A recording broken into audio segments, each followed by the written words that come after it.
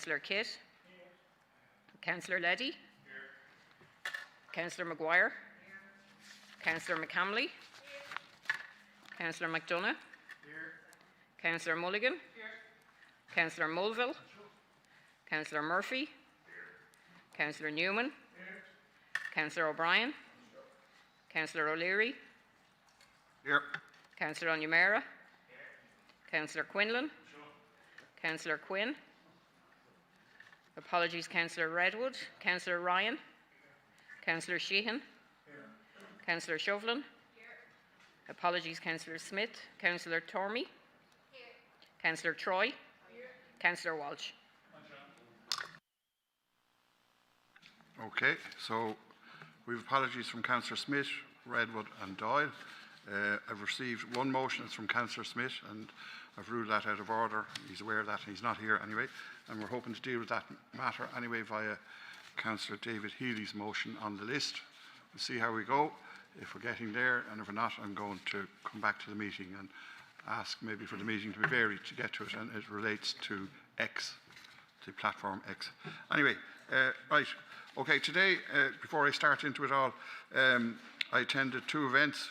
Well, three actually, but anyway, one was with Minister Darrell Bryan, 250 million Kilshane Energy Power Plant Station for peaking power station in Kilshane, and it was good to see that being launched. We were turning sod there, and we were up, the Chief Executive and the team were all up in Portrane, and some of the councillors, Councillor Dockrell and Councillor Karina Johnson, where 700,000 was announced for emergency works for the coast there, where homes are falling into the sea, and maybe all of you want to speak, or some of you want to speak about that later.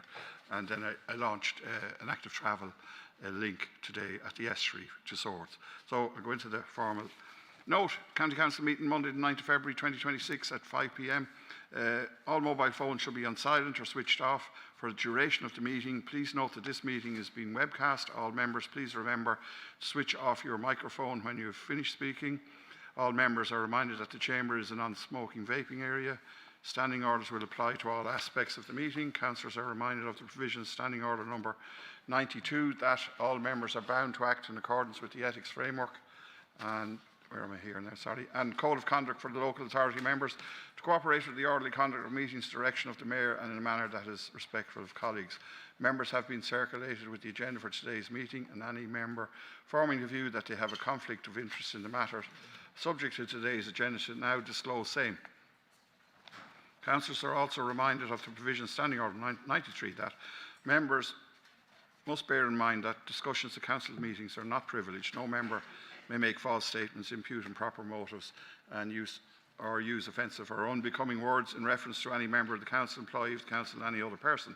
Any member having made such statements or used such objectionable words and not explaining or retracting same or offering apologies for the use thereof when requested by the Mayor to do so shall be called upon by the Mayor to withdraw from the meeting. Members making any such statements or comments may find themselves personally liable. I'm going to speak with you now. I just want to bring one note to the attention of the meeting. I know it's for the Chief Executive's report, and if you want you can speak about it later, but the Chief Executive has informed me that she will extend her contract and will stay 3 more years with Fingal County Council, and I think that's welcome news. I'm just letting the meeting know that's the formal way it's done. I'll read out the note. For the information of the members, I have received the formal notification from the Chief Executive as required under Section 1472 of the Local Government Act 2001 as amended. This is a standard statutory step which the legislation requires before the Chief Executive's contract is extended by 3 years from November 2026. The information is for noting, and I think it's good that we have continuity and we have a Chief Executive who's beside me here who knows what she's about and knows everything in Fingal at this stage, and that her contract is going to be extended. So you've been informed, and if you want to speak about it at the Chief Executive's report, you can do so then. Anne-Marie, I don't know if you want to say anything, or we'll move on. It's up to you. We'll move on. So we go to the agenda. 1. Confirmation and reaffirmation of the minutes of council meeting held on Monday, the 12th of January 2026. I'll propose that somebody would second by Councillor Humphreys, James Humphreys. Nominations 2A, appointment of 1 member to the Climate Action Biodiversity Environment Strategic Policy Committee. Any yes?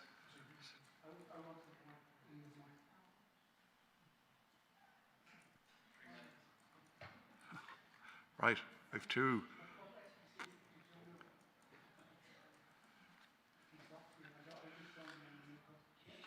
Right, how are we fixed? What's? Who's? Please. Okay, and seconded by? By Dean Mulligan. So we've one nominee, that's it, I think. So Joan Hopkins is duly appointed to that committee to buy climate action, am I right? Yeah, is that okay? Agreed.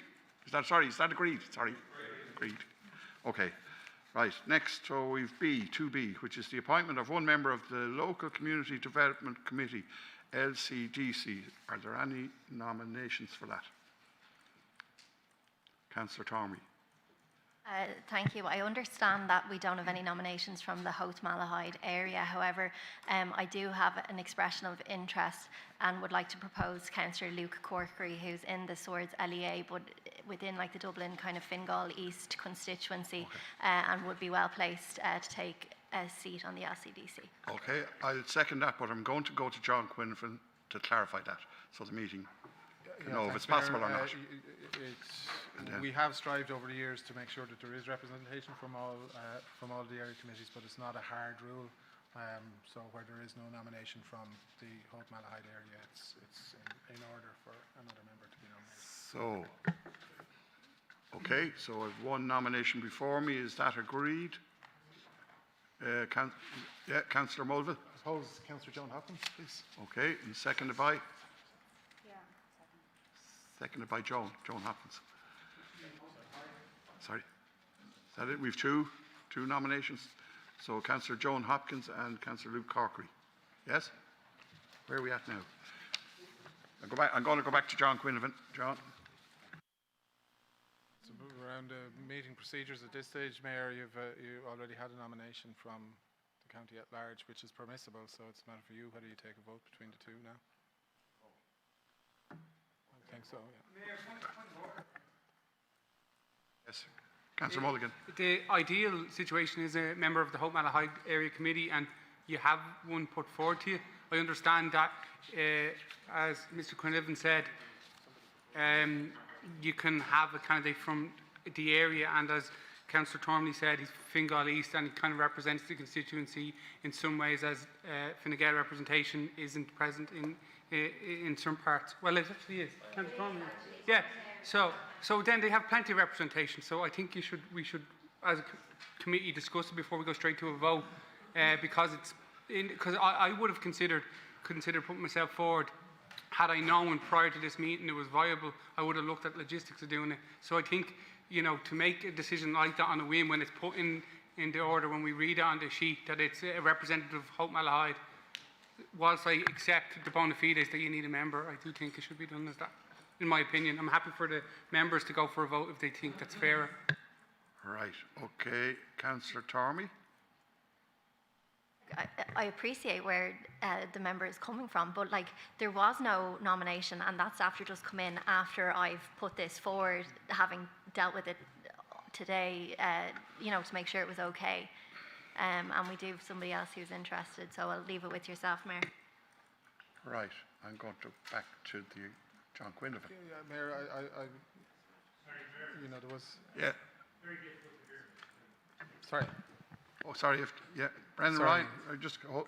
We'll go to Brendan Ryan first, and then I'll go back to John.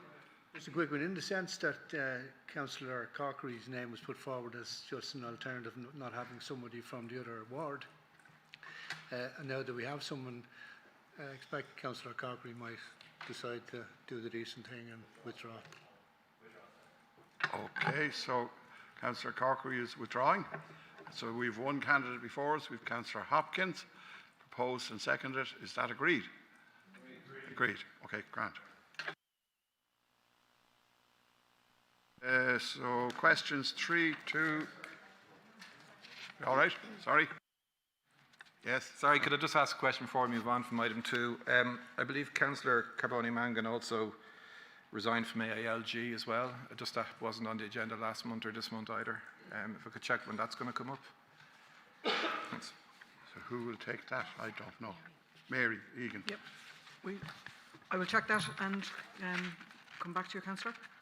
Yeah, thank you. Okay, so we've questions. Where am I? All right. 3 to 19. 3 to 19. Proposed by Councillor Breen. Sheep's memory's gone again. Breen McDonough and Councillor Walsh. Seconded by Councillor Walsh. Okay, so I have that. Now, let's see. Where's 19? Kind of warm up here. Right. Report of committees, number 20. Going to go through them all and then I need a proposer and seconder. So the first one is A. Report of Blanchardstown, Mulhullard, Castleknock, Ongar Services. B. Area Committee meeting held on the 13th of January 2026. Proposed by Councillor Dennison, seconded by Councillor McHamley. Sorry, I'm tired. So B, 20B, report of Holt Malahide Services B Committee, proposed by Councillor O'Brien and seconded by Councillor Haughey. 20C, report of the Balbriggan Rush Lusk Services B Committee. I'd propose that. Someone would second it. Tony Murphy seconded. Report of the Corporate Policy Group meeting held on Tuesday, 27th of January 2026. I'd propose that someone would second. Councillor O'Brien second. Report of Holt Malahide Services B Area Committee meeting 4th of February. So I think it was Councillor Haughey, seconded by Councillor O'Brien. And then finally, F, report of Blanchardstown, Mulhullard, Castleknock, Ongar Services B Area Committee on Thursday, 5th. Who said that? Opposed, Councillor Walsh, and seconded by Councillor McHamley. Okay, right. So we're on to financial matters. No, we don't have anything. And then disposal of properties. Right, so the first one is 22A, notice of proposed disposal of land to the rear 75 Hampton Street, Balbriggan, County Dublin, to Mr. Gerard Murphy, 1 Pump Lane, Balbriggan, County Dublin. Would someone propose that? I'll second it, or Councillor Kelly. Is it agreed, or do we need a report, or is everyone happy with it? Agreed, okay. So we go to 22B, notice of proposed grant of way leave remount. Phase 2, Lusk, County Dublin to Ishka Irwin, Colville House, Talbot Street, Mountjoy 1, proposed by Mark Boland and seconded by Councillor O'Brien. Agreed? Agreed. Number C, proposed disposal of land and grant of way leave, Georgian Village, Castleknock, Dublin 15 to ESB Networks. Proposed by Councillor Schofield, seconded by Councillor Walsh. Yes? Agreed? Agreed. Proposed disposal of land rear Shandrum, the Priory, Donabate, County Dublin, to Vincent and Sharon Arkins, Shandrum, the Priory, Donabate. Proposed by Councillor Johnson, seconded by, I second it, okay, Councillor O'Leary. Notice of proposed disposal of land, Tyrrellstown, County Dublin, to Lenvey Properties Limited, Block C, Maynooth, Straffan, Kildare. Proposed by Councillor Dennison, seconded by Councillor Tom O'Leary. Notice of proposal grant away leave Dunsink Lane, Finglas, Dublin 11 to Zayo Infrastructure Ireland Limited, Custom House, Dublin 1. Proposed by Councillor McHamley, Councillor Dennison, second. Sorry, JK. Okay, so we've no declaration of roads. And then we're on to number 24, Part 11 of the Planning Development Act 2000, Part 8 of the Local Government Planning Development Regulations Act 2001 as amended for the proposed demolition of 4 number dwellings and the development of 20 number dwellings at Fort Lawn Avenue and Fort Lawn Park, Blanchardstown, Dublin 15. So I presume we're going to a report, and I have a couple of motions, but I won't go to them yet. So we get the report, please. Thanks, Mayor. Just as Carmel is getting set up here for the presentation, just to give a brief overview of the proposal in front of you tonight. It's a Part 8 proposal for 21 new modern social homes, replacing 4 existing homes on the site. We've been through a number of different iterations and assessments of the site in question since it was rezoned to residential. We've looked at a number of different configurations and a number of different design options to see what would work within the constraints that we work within. And the proposal that's in front of us today is considered to be the one that meets the criteria that we need to meet as a public body in terms of the planning requirements, in terms of the cost efficiency requirements. In terms of the key issue, which seems to be the existing residents living in the 4 homes, we've made a significant change to the proposal in terms of phasing the proposal over a long-term implementation programme. So there's no need for any tenant to be forcibly removed from their existing property. We'll work with the tenants to achieve the right housing solution for all of them. And there's no timeline on that, because if we have a Part 8 plan of permission, it's not like a standard plan of permission in terms of it expires after 5 years, whatever. A Part 8 has an indefinite timeline, and we can work within that then. So just to put that to bed, we've made commitments on that previously, in public, in private with the tenants, and we can do so again tonight. So to lay that one to rest.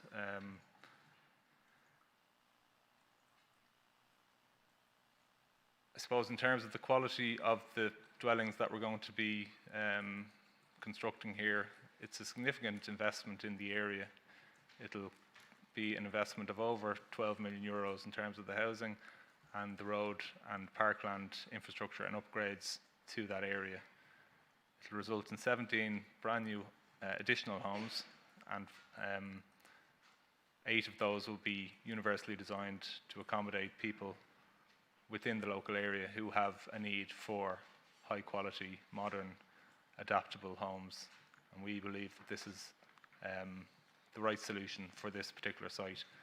It also addresses ongoing and significant antisocial behaviour that has taken place in this area, and we believe that the design solution as proposed will go a long way towards mitigating and removing that element from the area. Are you okay to go? Yeah. Okay, so I'll hand over to Carmel Brennan, Senior Architect from the County Architects team. Okay, so the Part 11 was initiated at the ACM on the 6th of November. The notice, plans and particulars were made available for inspection from the 11th of November to the 10th of December, and submissions and observations period ended on the 5th of January. We presented the draft CE report to the ACM last Thursday, and we're now presenting the CE report to the full council. So in accordance with Part 11 of the Planning and Development Act, we will describe the proposed development, we'll evaluate whether or not the proposed development is consistent with proper planning, we'll list submissions or observations received, summarise the issues raised and the CE's responses, and recommend whether or not the proposed development should be proceeded with as proposed. So the development is proposed at 2 infill sites in Fort Lawn, Dublin 15. It includes site area A to the north and site area B to the south, and the open space area linking the 2 sites. The site boundary also includes sections of Fort Lawn Park and Avenue and 4 existing detached houses to the east and west of site area A. Site areas A and B are both zoned residential. These areas were rezoned from open space in the 2023 to 29 Fingal Development Plan, following representations by local councillors to address significant antisocial behaviour on the existing open space areas by providing infill housing. For a number of years predating the rezoning of the lands, the council received significant complaints regarding antisocial behaviour in the area. These matters informed the councillor's decision to rezone the open spaces. The project brief is to provide infill housing on the 2 open spaces, to address local housing needs of elderly mobility impaired who want to stay in the area, to address issues with antisocial behaviour, and to improve road access and connectivity in the estate. The proposal includes development housing to the 2 residentially zoned sites A and B, works to the 6 cul-de-sacs on Fort Lawn Park and Avenue, and upgrading the open space between site areas A and B, all of which will help address the issues leading to antisocial behaviour. It's proposed to revise the road layout of the 6 cul-de-sacs to link Fort Lawn Avenue and Park. These new through roads will improve access, connectivity and passive surveillance, provide vehicular access to the rezoned lands, provide access to accessible parking adjacent to the proposed accessible dwellings, enhance garter accessibility by removing pedestrian and scrambler escape routes, and will also include traffic calming measures. The overall proposal will provide 21 new dwellings with a proposed net density of 44 units per hectare. They'll be constructed to modern standards and will match the existing housing in the area in terms of scale and height. 38% of the units will be adaptable for medical needs. A total of 8 dwellings are universal design, including 2 4-bed houses and 6 ground floor 1 and 2 bed apartments. This is a significant increase in the quality of the housing stock in Fort Lawn, and we're aware of a number of local elderly and mobility impaired residents that would be keen to avail of the opportunity to be housed in these more appropriate properties while remaining within their local community. The 12 1 and 2 bedroom apartments, which comprise 57% of the total units, allow for downsizing for tenants established in the area. This will free up larger homes for families on the social housing waiting list.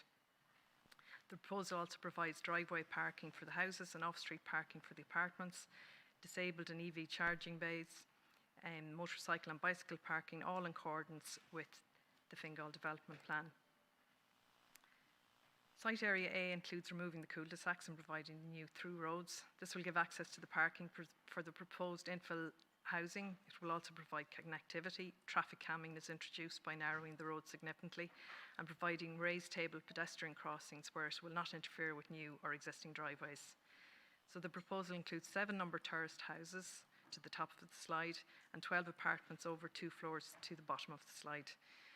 The proposed apartments have communal open space to the back, including high quality hard and soft landscaping. There will be balconies or terraces overlooking the public realm to the south and the communal open space to the north. There are secure bicycle stores within the communal open space and a bin store to the front. So the 2 new semi-detached houses are proposed to the Site Area B to the south. One is a 4-bed UD dwelling and one is a 3-bed, with the 4-bed overlooking the open space to the west to provide passive supervision. The existing open space linking Site Area A and B will be upgraded as part of the proposed works. New railings and pedestrian entrances will be provided to the north and south in order to reduce the number of access points, with new paths and planting and informal natural play features.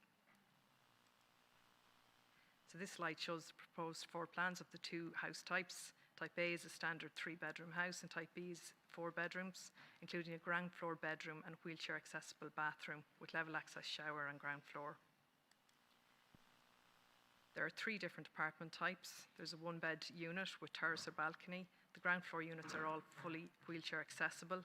Type D is a wheelchair accessible ground floor 2-bed apartment. Type E is a 2-bed first floor apartment, and its balcony overlooks the public realm. So the development proposes a palette of high quality and low maintenance materials, including brick and render, roof tiles and alu-clad windows. These are the elevations of the semi-detached houses in Site Area B, with the west elevation including the window overlooking the open space.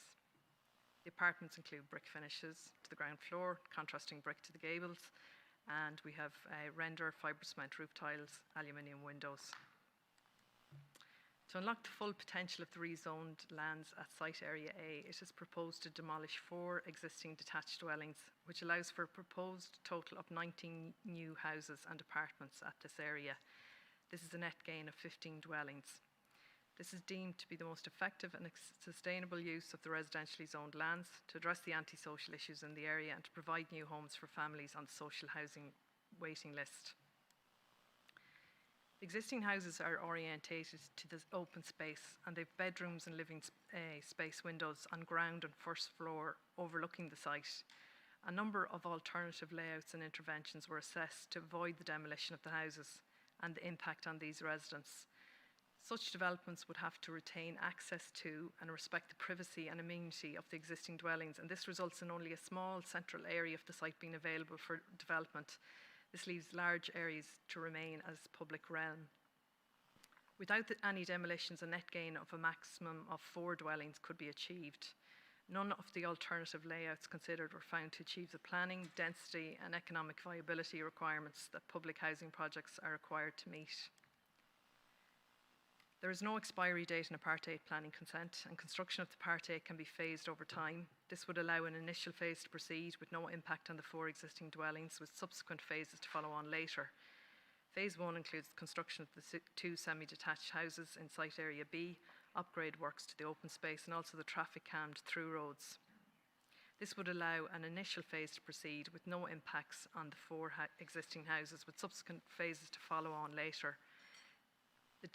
The Housing Department have had and will continue to have direct engagement with the 4 affected residents. The proposal was brought through Fingal County Council internal consultation process procedure. It was presented and discussed at pre-planning meetings and submitted for formal internal consultation process to assess the proposal against the development plan.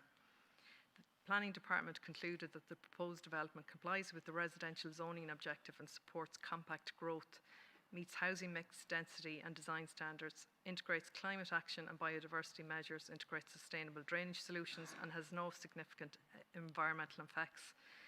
And it's consistent with proper planning and sustainable development of the area. A total of 342 unique submissions or observations were received within the statutory period. There were 3 distinct categories of respondents. Elected representatives, 5 submissions or observations. Community groups, there were 2 petitions with 566 and 496 signatures respectively. Individuals or individual families, there were 335 submissions or observations, including 3 fully unique submissions or observations about specific aspects. 333 used a standard template, of which 48 included additional comments. A review and analysis of all submissions or observations identified 3 overarching themes. Submissions or observations relating to regulatory procedure and planning policy, those relating to displacement and tenancy security, and also those relating to community impacts and antisocial behaviour. Full responses to all issues are included in the CE report. Nearly all submissions or observations express concern about the potential displacement of existing tenants, asking if they will be forced to move and noting that it disincentivises them to maintain their homes and destroys their right to eventual purchase. CE response: the concerns are acknowledged, but Fingal County Council confirms that tenants will not be required to vacate their homes by a fixed deadline and no eviction proceedings will take place. There is no expiry date on a Part 8 planning consent. The demolition and construction will be delivered in a responsible, tenant-centred manner, respecting the rights and circumstances of each household, and can be phased to only start after tenants have voluntarily moved to alternative accommodation provided by the council. While the proposal is an important response to the documented housing need in the area, this need will not override tenant well-being or security of tenure. One submission queries the absence of a standalone demolition justification report, and many of the other submissions or observations seek clarity on the rationale for the demolition of the 4 dwellings. A demolition justification report is required where there is a realistic prospect that the existing buildings could be retained and adapted, and where demolition would result in a greater whole life carbon impact than reuse. The proposal provides for reduced long-term per capita carbon emissions through energy efficiency, increased density and efficient use of serviced land when compared to the retention and retrofit of 4 individual houses. The proposal represents a net climate benefit and a demolition justification report was not necessary. The proposed opening up of the 6 cul-de-sacs to create through roads is a dominant theme in the submissions or observations. The concerns are acknowledged, but the opening of the cul-de-sacs is appropriate to planning in terms of planning, design and safety terms. Dead ends, pedestrians and scramble or escape routes are risk factors for antisocial behaviour, and the current layout makes it difficult for Gardaí and others as vehicle access and turning is constrained. New through roads provide access to the development, allowing accessible parking adjacent to the UD dwellings, support permeability and public realm improvements. They accord with the principles of detours and integrated movement networks and enhance Garda accessibility. Road safety is further addressed through raised table, pedestrian crossings, narrowing, build-outs, planting and signage. Submissions highlighted that multiple questions and motions were raised by elected members between 2019 and 24, focusing on antisocial behaviours on the open spaces, which sought targeted measures, not wholesale redevelopment. The Council's responses and questions and motions show a clear evolution from short-term measures, culminating in the rezoning of the land to residential and the current Part 11 infill development proposal. For a number of years predating the rezoning of the lands, the Council has received significant complaints regarding antisocial behaviour in the area. These matters informed the Councillor's decision to rezone the open spaces. Rezoning was a statutory development plan process and it did not predetermine the design or demolition proposal. The current proposal has been developed and evaluated on its own merits. It has been informed by internal technical assessments. It's subject to full public consultation process, submissions or observations, and it ensures proper planning and sustainable development. The issues raised in the submissions or observations were reviewed and addressed, and analysis confirms that the development complies fully with the statutory requirements of the Part 11 process, will not result in forced displacement of tenants, and is phased to ensure voluntary relocation only. Incorporates design measures to improve safety, permeability, visibility and passive surveillance. It delivers significant enhancements to public open space, landscaping and connectivity. It will not materially strain existing social or community infrastructure. It delivers the most cost-effective, sustainable and efficient use of residentially zoned and serviced land, and it accords with the strategic aims of Fingal Development Plan, National Policy and Climate Policy. The proposal is deemed consistent with Fingal Development Plan and has a residential density that is to an appropriate standard for an established urban area, resulting in the most sustainable and cost-effective use of this serviced zoned site. It is therefore recommended that in accordance with Section 179 of the Planning and Development Act, and having considered the Chief Executive's report, the elected members approve the proposed development as outlined in the plan's particulars and documentation placed on public display. And finally, the concerns raised are acknowledged. However, Fingal County Council confirms that tenants will not be required to vacate their homes by a fixed deadline, and no eviction proceedings will take place. There is no expiry date in a Part 8 planning consent.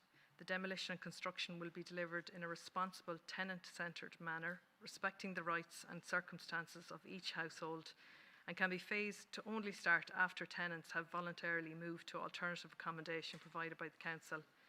While the proposal is an important response to the documented housing need in the area, this need will not override tenant well-being or security of tenure. Thank you. Okay. So at present I have one councillor indicating to speak. So I'm going to go questions and answers on the presentation, and then I have two motions in front of me and I'll take them in the time order that they were received or the date order. So I have one from, Councillor Jimmy Gear and Tony Murphy. That came in first. And then I have another motion, Councillor Angela Donnelly, Councillor John Walsh, Rita Hannafy, Councillor Ellen Troy, Gerard Sheehan, John Burchell, Maliki Quinn, John Smith, and that came in well after the first one. So questions and answers, if you want to ask questions, and then we'll go to motions, so, or any other motion that might rise, maybe. So Councillor James Humphreys. Thank you, Mayor. I just have a question, kind of new information to me. The Part 8 has no expiry date, but it is based on underlying assumptions that do have an expiry date. So there will become a point where the Part 8 is legally unsound if there's a policy change, if there's a new change for AA or an EIA screening. Like, there are underlying elements that go into a Part 8 that do have an expiration date on. So, so what exactly do you mean by there's no expiration date in a Part 8 when at some point it does become stale and it does become legally unsound? Okay, Councillor Angela Donnelly. Thank you. In terms of this plan addressing antisocial behaviour, I'd just like to know what that's based on. Have the Gardaí been contacted?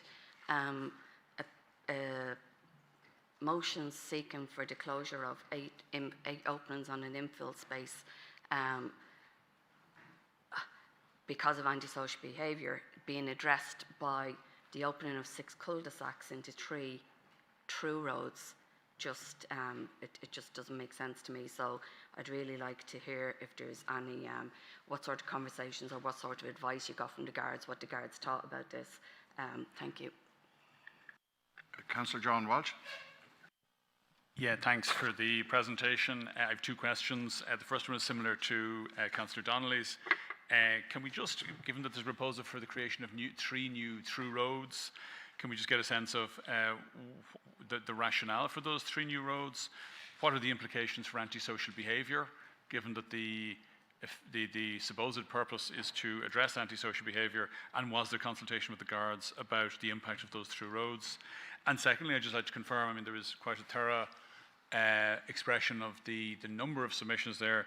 Can we just confirm the views that were expressed in those submissions? Is it correct to say that all of those submissions were expressing opposition to the proposed Part 8, were expressing opposition to the proposed development? Were there any submissions in favour? So we just have that confirmed. Thanks. Okay, currently I have 3 more, so I'm going to keep going. So Councillor Patrick Quinlan. Thank you, Chair. Thank you for the report. Just there, right on the screen, dead in front of us, we see the CE's response to concerns raised are acknowledged. However, Fingal County Council confirms that in the fourth bullet point, tenants will not be required to vacate their homes by a fixed deadline and no eviction proceedings will take place. If this plan is ratified by the councillors here and they agree with it, which I sincerely hope they don't, would the council make commitment that it would allow for succession of tenancy from parent to child? Let's say there's someone there living there, they're the main tenant on the application, living on the house paying rent, but they want to add someone else onto it as a secondary tenant. Would the council make commitment that it will allow the child of that parent to take over the property and the tenancy? Okay, if this plan was to go ahead. Councillor Brian McDonough. In terms of the questions that are about planning related, because obviously the decision we're going to make is on a planning basis. So the first one is again in relation to the opening of the roads.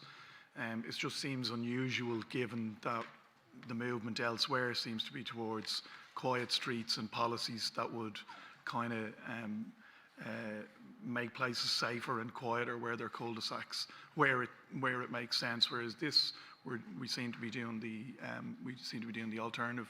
The second one is obviously the main reason for rezoning any housing or approving any housing pieces to get housing stock in, but within a reasonable time frame. And so the question I have is, if we are planning for the extra density, which would normally be a good thing, and extra density of social housing would be a good thing, but there seem to be only 2 of the units that are immediately deliverable. And then it's related to Councillor Humphrey's pieces. Are we approving the houses that require the other 4 houses that are existing to be demolished? We've got to wait until we take possession of them. Are we effectively coming up with a plan that is going to deliver an ideal solution, but at some unspecified point in the future, 20 or 25 or 30 years? In terms of the timeliness of the delivery of the housing, I'm just trying to understand the urgency of getting the plan in now, or are we, why we wouldn't have acquired the housing first before delivering in the piece. So I'm just in terms of the sequencing, you know, are we going to end up with this being a plan just sitting on the books for X amount of years, 15, 20 years, and we say that we've delivered our plan? Or, you know, would I be better off trying to get a different plan that maybe wouldn't be as ideal because it had reduced density, but is going to deliver them within time? That's, sorry, long and complicated question, but there you go. How quick and why are we going for the full lot if we're going to wait until the houses are handed over naturally? Okay, I have a few more. Take one more, Kieran Dennison, then I'm going to go for some answers, and then we'll go back. So, Councillor Dennison. Thank you. I'm just trying to digest that last contribution there. I think antisocial behaviour has played a significant role here, and this is an estate that's managed by the council. And we heard from Mr. Burke at the local area meeting, and I think it might be useful for the members to hear his experience of managing that estate and the antisocial behaviour there. If I think that might be useful for the members. Thank you. Okay, through the chair. If you're not listed to speak, you don't speak. Well, preferably not, anyway. Okay, so I'm going to go back for some answers to the management. Let's see on that list of questions, please. Thank you. in relation to the cul-de-sacs and their removal and the opening up of the roads, the dead-end roads and the multiple pedestrian shortcuts or the escape routes, they create conditions that are widely recognised as risk factors for our antisocial behaviour, and it makes it difficult for the Gardaí, residents and others to enter and exit efficiently, particularly where turning movements are constrained. So in opening up the roads, we're removing escape routes, in fact. The roads, the new through roads, combined with improved lighting and clearer sight lines, they create an environment where movement routes are open and visible. The antisocial activity is less concealed and therefore more easily deterred and managed. In relation to the Part 8 and changes in policy, this current Part 8 will be granted under current planning policy, which will be relevant and will not expire with Part 8. So there is no expiration date on that. In terms of the submissions, all save one were expressing opposition to the scheme. And in relation to the tenancy issues and sequencing, I might hand over to the Director of Housing. Yeah. It's hard to hear, so if you can all speak up, please. Thanks. Yeah, okay. So in relation to the phasing of it, what we're proposing here is for an overall solution, as was shown on the presentation in terms of the phased approach. That's how we would aim to implement it. There's a significant degree of flexibility within that phasing, and as and when we come to arrangements with the tenants, we would move to deliver the overall quantum of the development. That could be months, that could be years, so we don't have a fixed timeline on that for obvious reasons, because we'll continue to engage with the residents. It's important to say that in the course of our management of 7,000 households across our housing stock, we transfer tenants on a weekly basis for a variety of reasons, to move them to larger homes when their families are growing, to move them down to smaller homes that are more appropriate to their needs, to move them to more accessible homes as people maybe get older or have a disability. So this is something that occurs in the natural course of our estate management programme, and in the vast majority of cases we do that through agreement with the tenants and with a significant amount of work from Mr. Burke and Ms. Kiernan in our housing team to work through that in a very humane and compassionate manner. I might invite Mr. Burke up, just as he was requested, just to give an overview of the antisocial situation. Before you do that, Councillor Quinlan asked a specific question about a relative and could they stay on or go on the particular house. Can someone address that question? I don't have anyone else. No, you have point of order. Anyone else's question has been missed. Point of order, Angela. Wasn't answered. I asked were the Gardaí consulted. This plan is saying it's going to deal with all this antisocial behaviour, and Fort Lawn has been painted as the Wild West. I live very close to Fort Lawn. The scramblers, the wheelies up and down the main Mount View Road, they don't need little tight turning corners to have their fun. So were the Gardaí consulted, and what did the Gardaí say about this plan? So, okay, two questions there from the first list. Can someone respond to them, and then we go to Liam? Or maybe Liam will take the second one. And what about the tenancy piece? Who's taking that? I'll take that one. So, in relation to the succession of tenancy piece, that's generally an individual issue that we would discuss with individual tenants, depending on their circumstances. So that wouldn't be something that we discuss at a meeting like today, but it's something that we're always open to discussing with tenants with regard to their specific needs. Okay. The answer is, Councillor, it depends on an applicant's specific needs. So we would look at that on a case-by-case basis. Okay. And then the other question about the Gardaí. Have they been consulted or whatever, yeah. Angela? And your question. Yeah. So with regard to antisocial behaviour in Fortlawn, I am in very regular contact with Garda Síochána, having regard to ongoing bad behaviour in the Fortlawn estate. As I pointed out to the area committee meeting in the last number of years, that behaviour has not diminished, it's increased, unfortunately, year on year. Significant behaviour relating to behaviour of youths, drug dealing, joyriding, vandalism, criminal damage. In recent years, gun attacks and petrol bomb attacks. In March 2024, just 6 doors away from the subject site, there was a very serious petrol bomb attack on a dwelling at Fortlawn Avenue, where families were very lucky to escape with their lives. The attack on that dwelling took out 2 other adjoining dwellings, and one of those tenants has moved back in, and I'm having difficulties in letting the house that was the subject of that attack due to fear from intimidation in the area. So the Garda Síochána regularly tell me that the difficulties around access and chase events in Fortlawn is very difficult for them because of the number of exit points around the estate for their operations when they come to deal with an incident. So it's an ongoing event for them to deal with bad behaviour there, and for ourselves. There's no panacea for an ideal solution to dealing with bad behaviour, unfortunately. This effort and this proposal is grounded and well grounded in complaints about significant and serious bad behaviour over a number of years. It was well founded by a local councillor who lived in the area and had significant experience of bad behaviour in that area.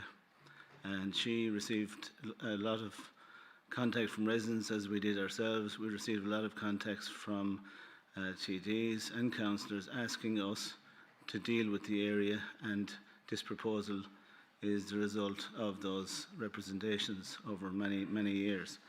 The subject site was rezoned in the 2023 plan, and we've now come with this proposal which addresses and ticks a number of aspects to the problems we have in the estate. Okay, so we're going to go back to the councillors. Yes? Is this a point of order now? Yeah, it is a point of order. Families losing their homes, potentially. My question still has not been answered. I asked, were the guards consulted about this plan, and what was their advice?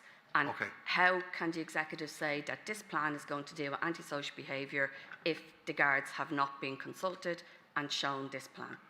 Okay, so I listened to the answer carefully, and what he's telling me there and what I'm listening to is they're in constant contact with the Gardaí and have been for many years, and I don't know if they were consulted about this particular plan, but sure, we'll ask. Were the Gardaí consulted about this particular plan? And I don't know if Gardaí are consulted about plans like this. Anyway, so what's the answer to that question that's been put? And then I'm going back to the councillors. So, Chair, I haven't specifically spoken to Garda Síochána with regard to the specific proposal put to the councillors, but I am in regular contact with them with regard to serious antisocial behaviour in the area, specifically relating to the access points around the site we're talking about today. And I would say any councillors here who are familiar with the area will know that what I'm saying is absolutely correct. In 2022, 2023, 2024, 2025, I can give you details of all of the issues relating to bad behaviour and serious criminality in that area. And I'm in regular contact with Garda Síochána. I have been down to meet clients who come to take up offers of housing accommodation very close to the site. They have driven away and run away from the area at speed when I've gone down myself with them to try to persuade them to take up offers of housing support. I've met Garda Síochána down there many, many times in the last 12 months, and I am very familiar with bad behaviour in the area and the struggle that they have in dealing with it. Okay, we're going back to the councillors. Councillor Joe. Okay.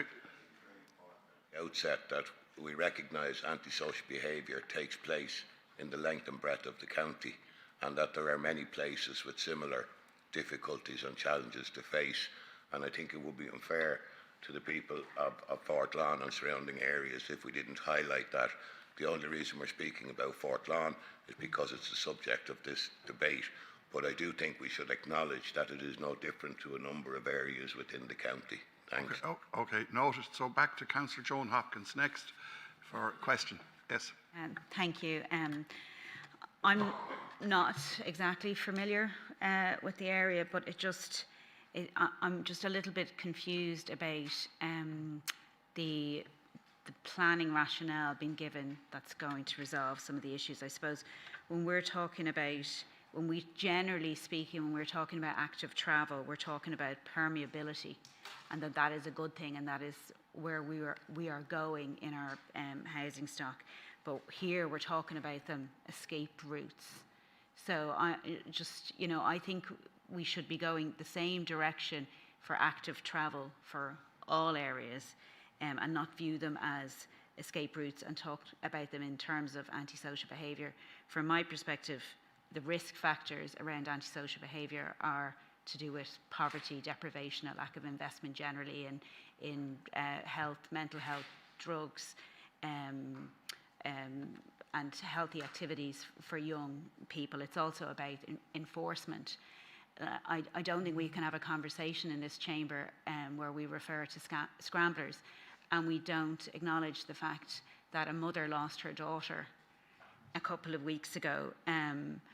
Grace lost her life, a 16-year-old in a scrambler, and we have been told by the highest authority in the land that we're taking a zero tolerance on this. Scramblers will be removed from our streets. They will no longer be allowed to exist in Fingal, in Ireland.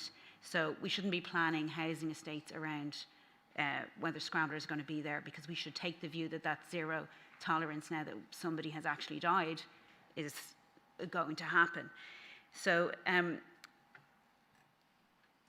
also when we talk about passive surveillance, I saw in that picture there looked like there was houses overlooking a green where there were bonfires. Time. There's passive surveillance happening. So I just want to go back to, I'm not saying it's anyone's fault in here, but there's all sorts of social issues that result in antisocial behaviour. And I think the least we should be doing is breaking up communities. And let's not forget that there's 4 people or four families that are, in danger of losing their homes, not a house, their home.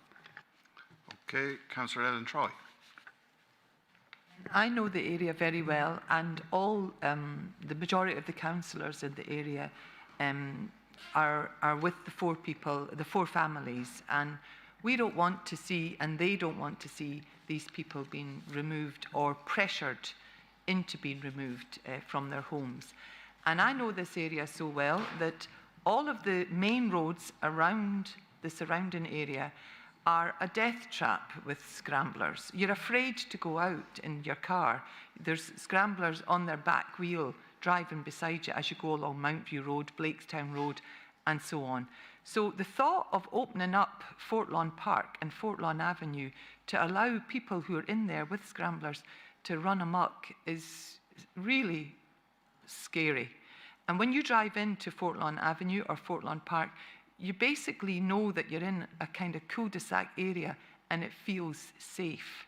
So I think as well, we didn't get to hear the 4 houses, the other plan of leaving the 4 homes as they are, and then having 4 new houses. What size were they? Or we never saw a plan, or there was no, it's just this plan or no other. That's the feeling I have. And I think the people of Fort Lawn have spoken for themselves. They have submitted 340 or whatever submissions, and all the signatures and the councillors back in. So I think the people in this area are well able to stand up for themselves. And if you ask the Gardaí, if the Gardaí had been asked, what did they think of opening up these roads? I'd love to hear what they actually said. And maybe I'll be talking to them myself. Thank you. Councillor John Burchell. Thanks, Chair. I think the most important stakeholders here are the residents of Carduff and the occupants of the 4 houses. And they've made their feelings very clear. The manager answered there 342 expressions of opposition to this, which is an astonishing, unprecedented level of engagement. You know, I can't think of any previous case like this. So the people of Fort Lawn have looked at the plan, and the people who suffered the antisocial behaviour and said, we don't think it's going to work, this isn't for us, we don't want the 4 houses demolished. So, you know, really, as a matter of democracy, a matter of community relations, the council should have really withdrawn the Part 8 at that point.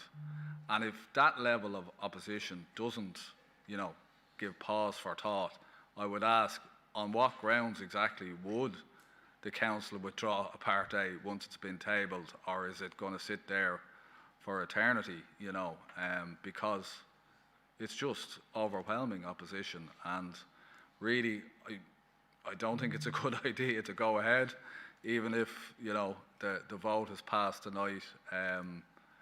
It's, you know, it will be kind of trampling over the local community, and we shouldn't do it. Thanks.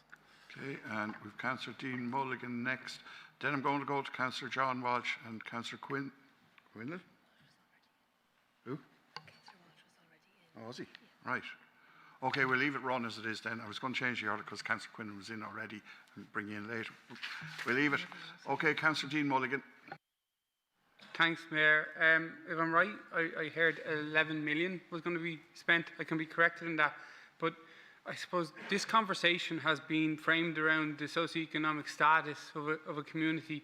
And I actually have a motion on the agenda, which is an external motion to actually include socioeconomic disadvantage as a ground for discrimination under Irish law, because I think the way we frame things is so important. And a whole conversation around antisocial behaviour and disadvantage, all of which is relevant and fair.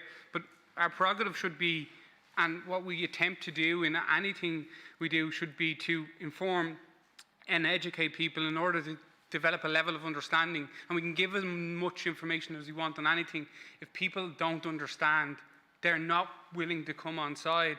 And if we're spending €11 million to build homes and try and make this community inclusive, the first thing we have to do is bring the people in the community along and allow them to understand and accept what we're doing. And somewhere along the lines, be it the ministerial guidelines or the national planning framework, which aren't mentioned in the guidelines here, there's a disconnect between what we are talking about, a community referring to the antisocial behaviour and the socioeconomic disadvantage of an area, as if that's the bona fides to get this over the line. Well, we really need to look at it from a different approach, because planning law and practicality and real life are very different, and we have a role to do. But apartheid can't last forever, just like the national planning framework or the ministerial guidelines will lapse with new governments. So something has to give. But I think if we could spend a fraction of that 11 million on the area in terms of socioeconomic inclusion, development and cohesive understanding and engagement with residents, like to see an area that is considered, in the words we've used this evening, engaged so succinctly in a planning application is astounding. But it means that there's, for some reason, there's a massive disconnect between what the residents feel and what we're being told. And that is not portrayed to me in the plans, and I don't understand the disconnect, and I'm trying to get my head around it, and no one... Time. Thank you. Thanks. Okay, Councillor Patrick Quinlan.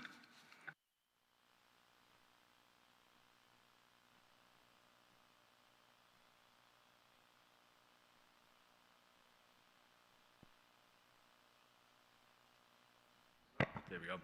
Thanks, Chair. Just want to jump back in and just speak directly after Councillor Mulligan, and just more so to the disconnect of what's actually gone on here.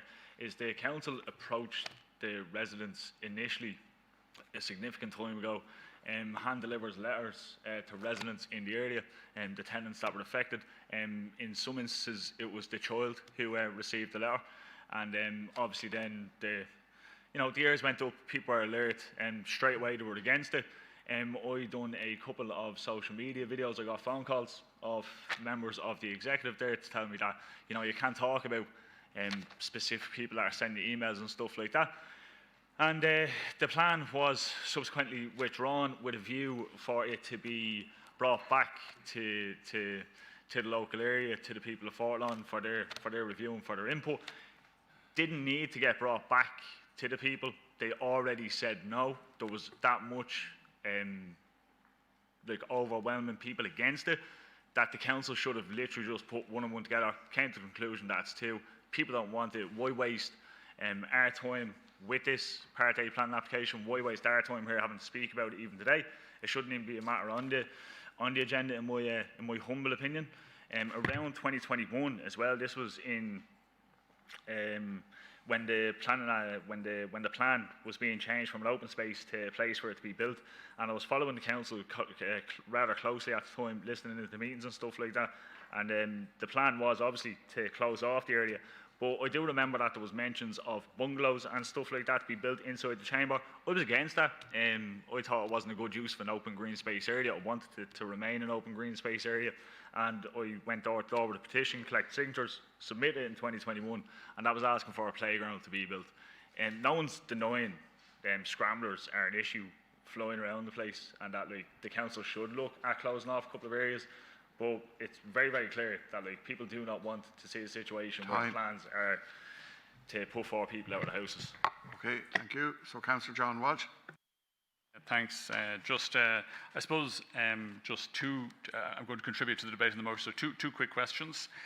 Firstly, I'd just like to know how providing physical infrastructure, new infill housing, is going to stop joyriding, gun attacks and petrol bomb attacks, which were discussed by the executive, all of which I understand are matters for the policing and the criminal justice system.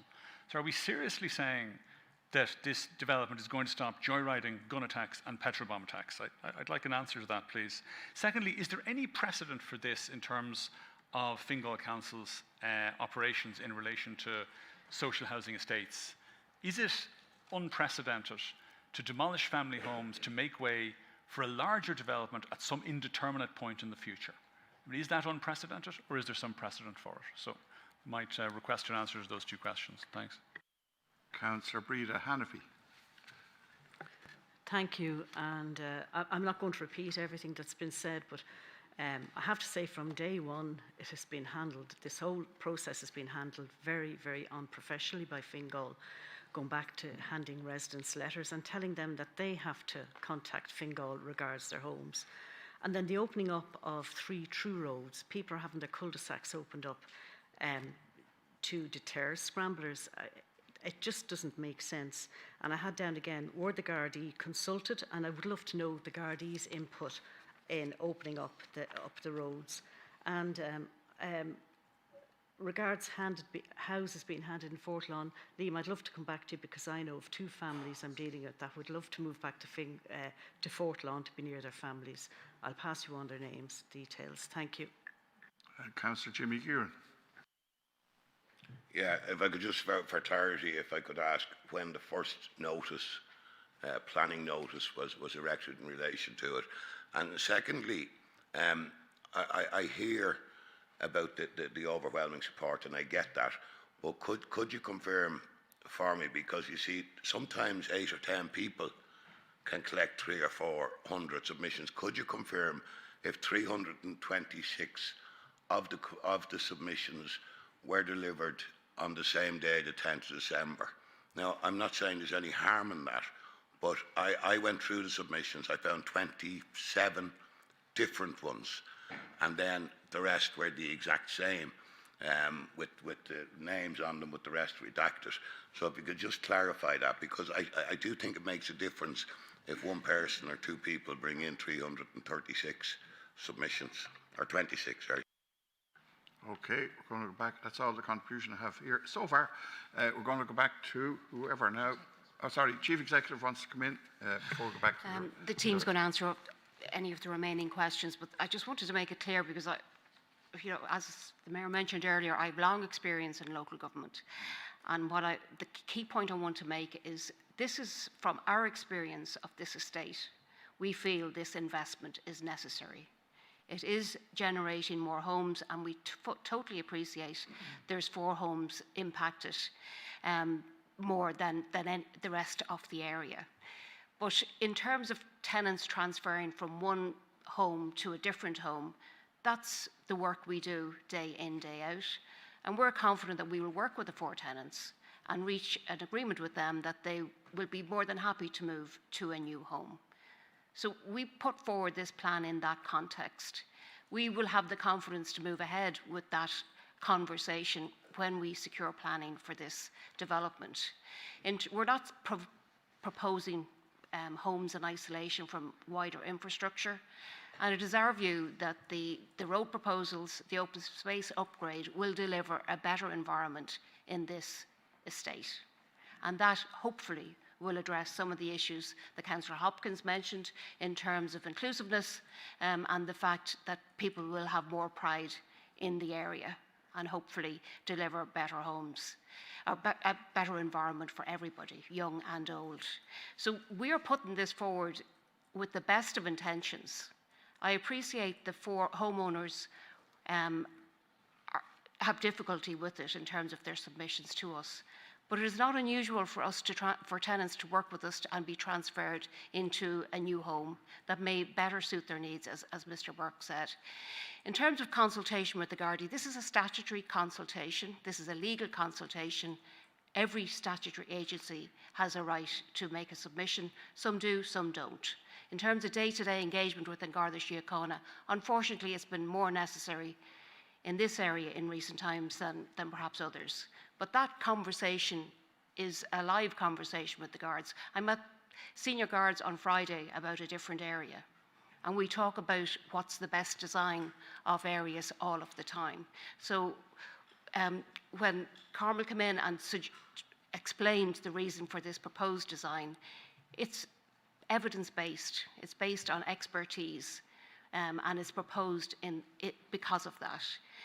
In terms of your role today, and I think some councillor asked on what basis would it be withdrawn, it would be withdrawn on a planning rationale. Is it sustainable planning? Is this development meeting the criteria for sustainable planning? And it's already been put to the councillors that it is, and the rationale for why that is the case put forward. So we cannot ignore an area that is going through difficulty, and we have to make our best judgment as to what's best for that area, and that's what is before you at the moment. When we work through with the tenants, if they agree next week, the 4 of them, that they'd like to move to a different home, then we will proceed at pace. If they don't agree next week and it takes longer, then the phasing becomes the option that we will have to undertake. But we don't bring a bad plan to you because of current opposition or objections. We bring you the best plan, and that's what's on the floor today. I'll hand over to Mr. Carroll to answer any remaining questions. Thanks. So I think Ms. Brennan has outlined the rationale for the opening up of the area, the high quality intervention that will take place in terms of a new traffic cammed avenue running through the existing green space, and as has just been said, we feel, based on extensive design experience, that this will significantly enhance the operational policing status of the area, and will also be a significant investment in the public realm for local residents. Councillor Hopkins mentioned just the number of risk factors affecting social deprivation, and I think one of the significant ones would be the quality of housing that people have, and we're trying to bring a really good quality level of housing for 21 new homes to the area. Councillor Hannafy mentioned that she had 2 families she knew seeking to move back to Fort Lawn. We'd have a number of new high quality homes to offer such families like that, as well as families in the area who need to upsize or downsize from existing homes, that they would be then given the chance to move to a new high quality home or a universally designed home in this new development. I'd have a slight issue with the commentary that the approach was unprofessional. I think that's unfair on the staff. From day one, we acknowledged the initial consultation wasn't handled as well as it could have, but since then, I think the process has been handled very professionally by the team from housing and from architects. I might hand over to Ms. Brennan just for the technical queries on the planning notice. So the site notice was erected on the 11th of November when it went on public display. Just to say, the opening of the cul-de-sacs aligns with Fingal development plan objectives in terms of creating connectivity, and this is an element we deliver on all our housing schemes. New through roads provide access to the development. They allow accessible parking adjacent to the UD dwellings. They support permeability and public realm improvements, and not just issues of antisocial behaviour.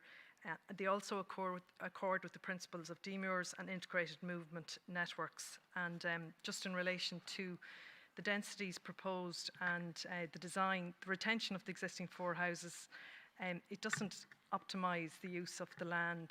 It has a resulting density of 16 units per hectare. It's a maximum of 6 dwellings feasible on that site. The demolition allows for constructing 21 dwellings, and that's a net gain of 17 dwellings. That's a density of 44 units per hectare, which is in line with policy, which support higher densities in urban areas.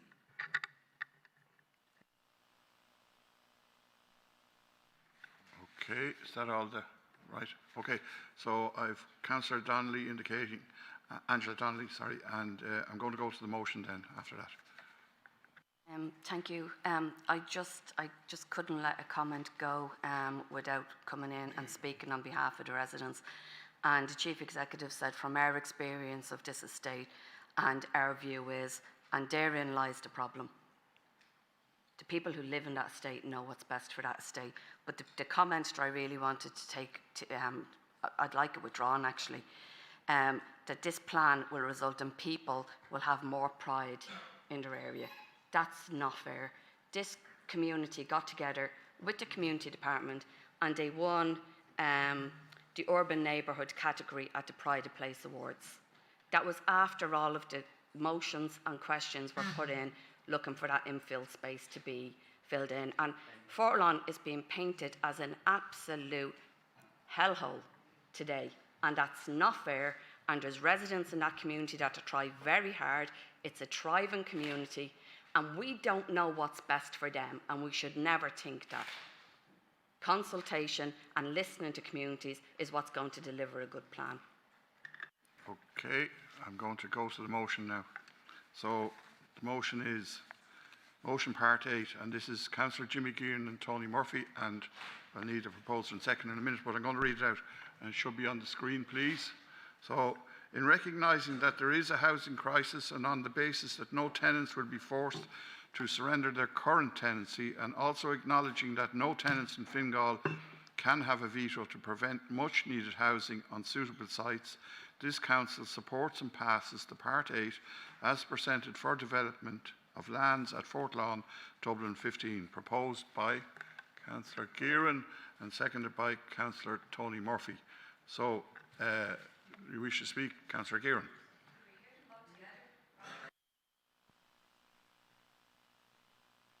Sorry? Just on a point of order, are the two motions in conflict? So, if this motion, correct. If this motion passes, the next motion falls. Okay, I'll read it out for you just so you have it.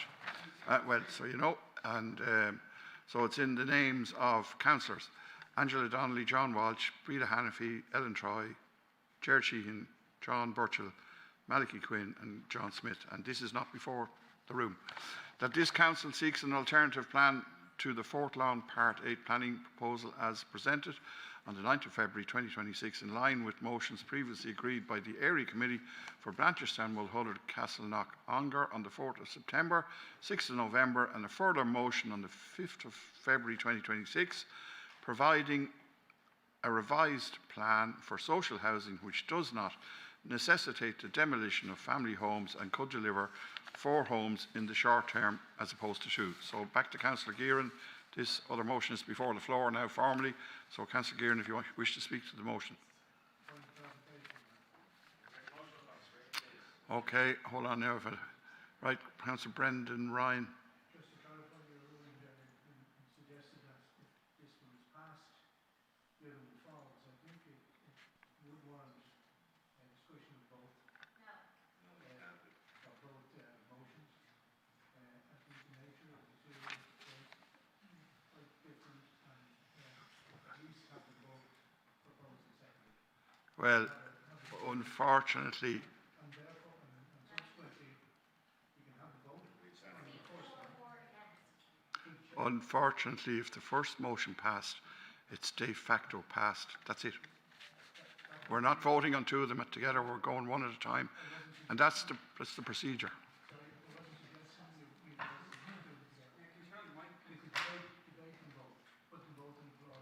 That's not the way it works. That's not the procedure.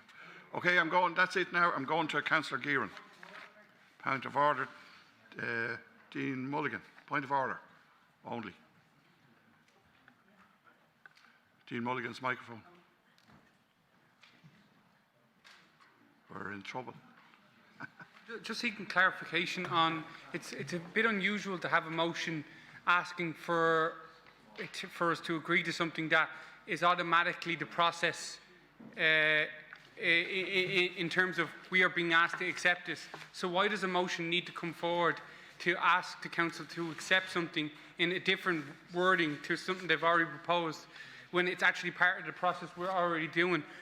Therefore, the motion is irrelevant in the fact that the only motion that opposes what the council is doing is the second motion. Why would you assume a motion in order when it changes nothing to the plan whatsoever in the way it's been delivered to us here?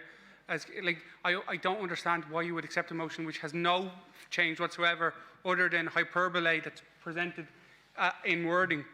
The actual only motion which changes what we've heard presented is the second motion. And therefore, you can't really have a motion on something that isn't changing anything. It has no action. The action is what we've been presented with. And in standing orders, a motion has to have an action which is defined. The action defined here is accepting a Part A, which we can only put a motion forward to change that, or we, as a council, agree to a Part A, which is part of the process that we do. Okay, so your point is noted.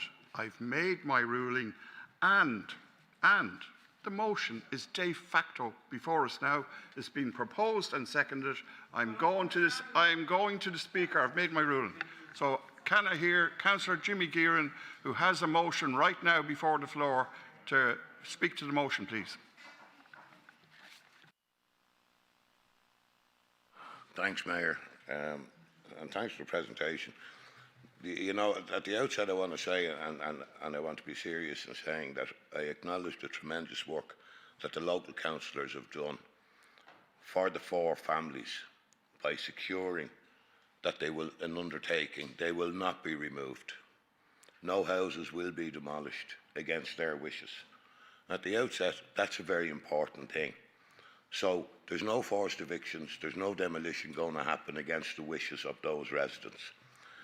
And in this debate, and we've heard it for a couple of times, there has been a lot of misinformation in relation to this process. Yes, the council were wrong in how they consulted at the outset, but they've acknowledged this. And still there's wrong comments in the media and in this chamber. No family received a letter saying you're going to be evicted in 6 months.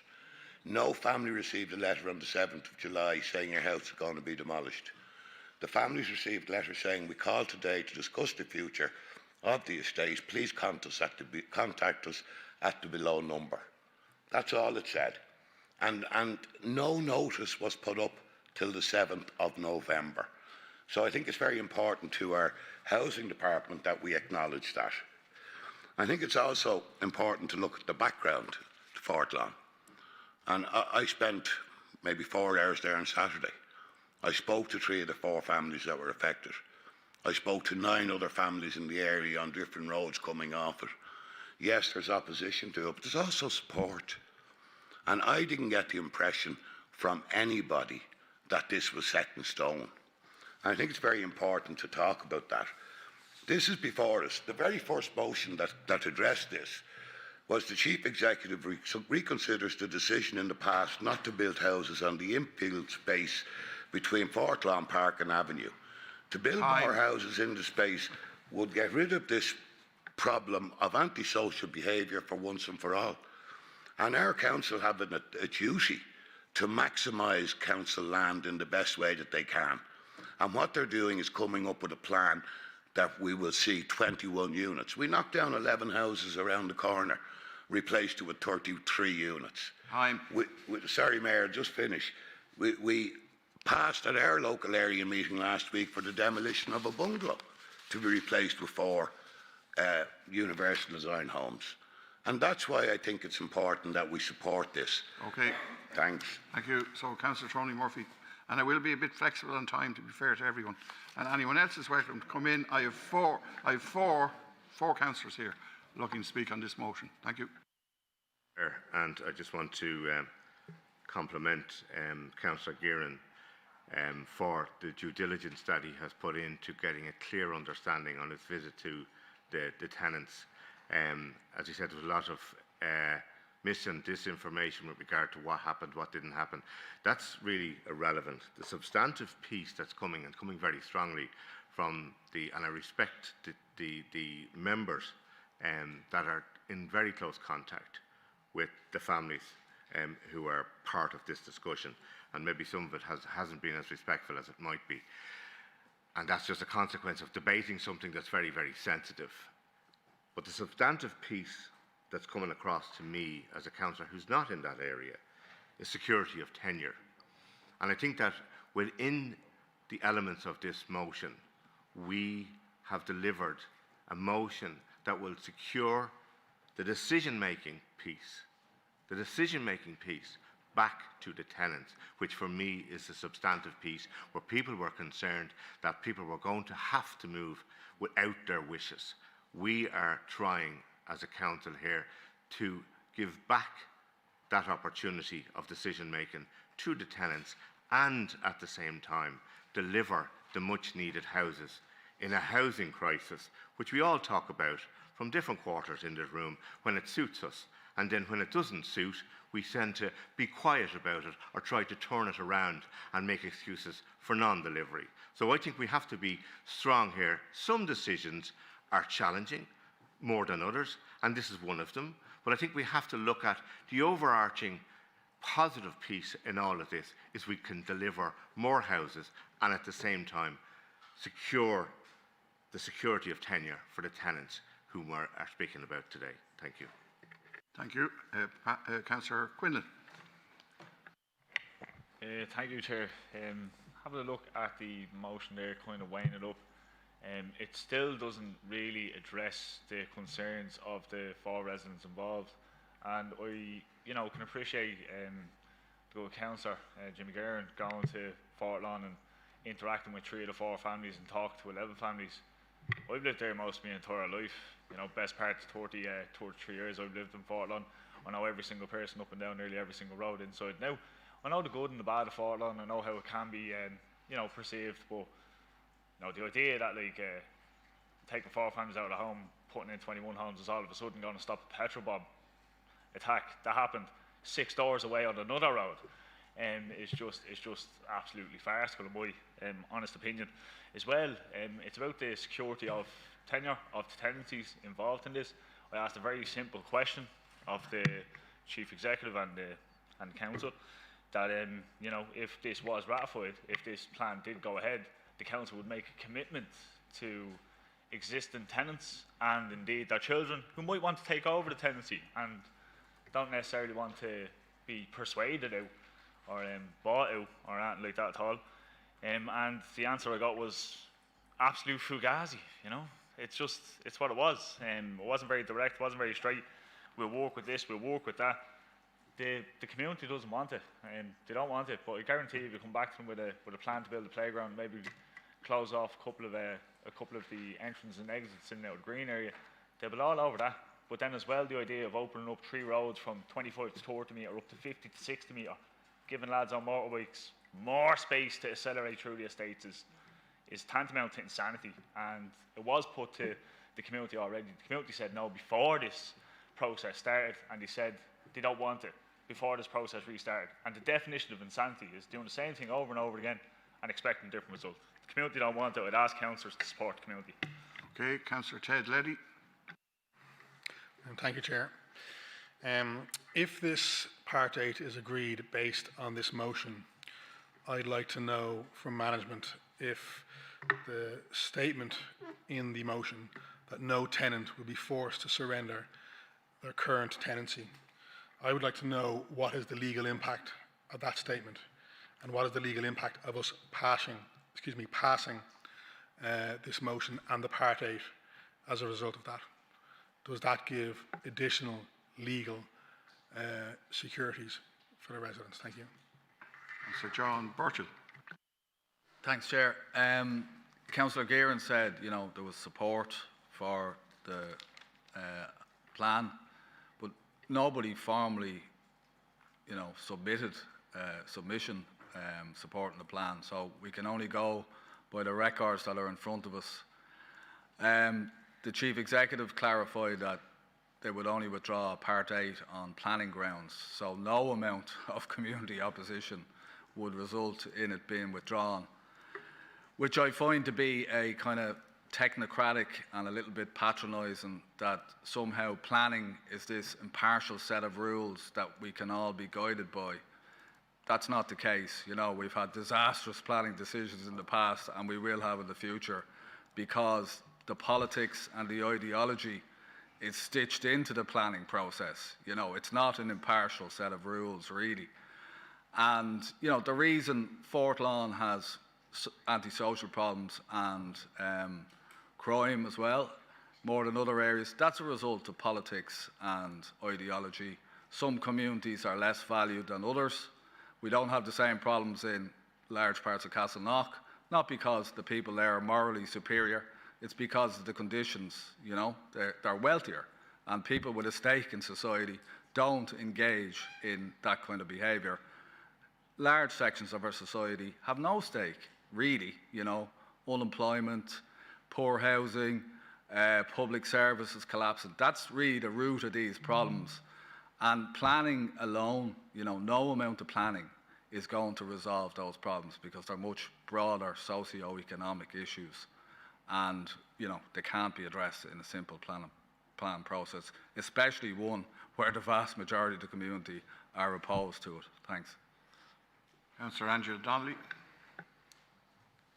Thank you. What we have before us today is a plan that seeks to deliver an additional 17 homes in Fort Lawn.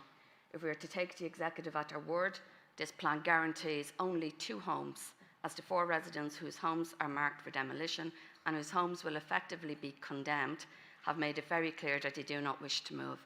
And we're having conversations about them today, about making offers to them next week, as if no consultation, as no discussion has been had with them up to this. We've all gotten emails from 3 of those 4 residents.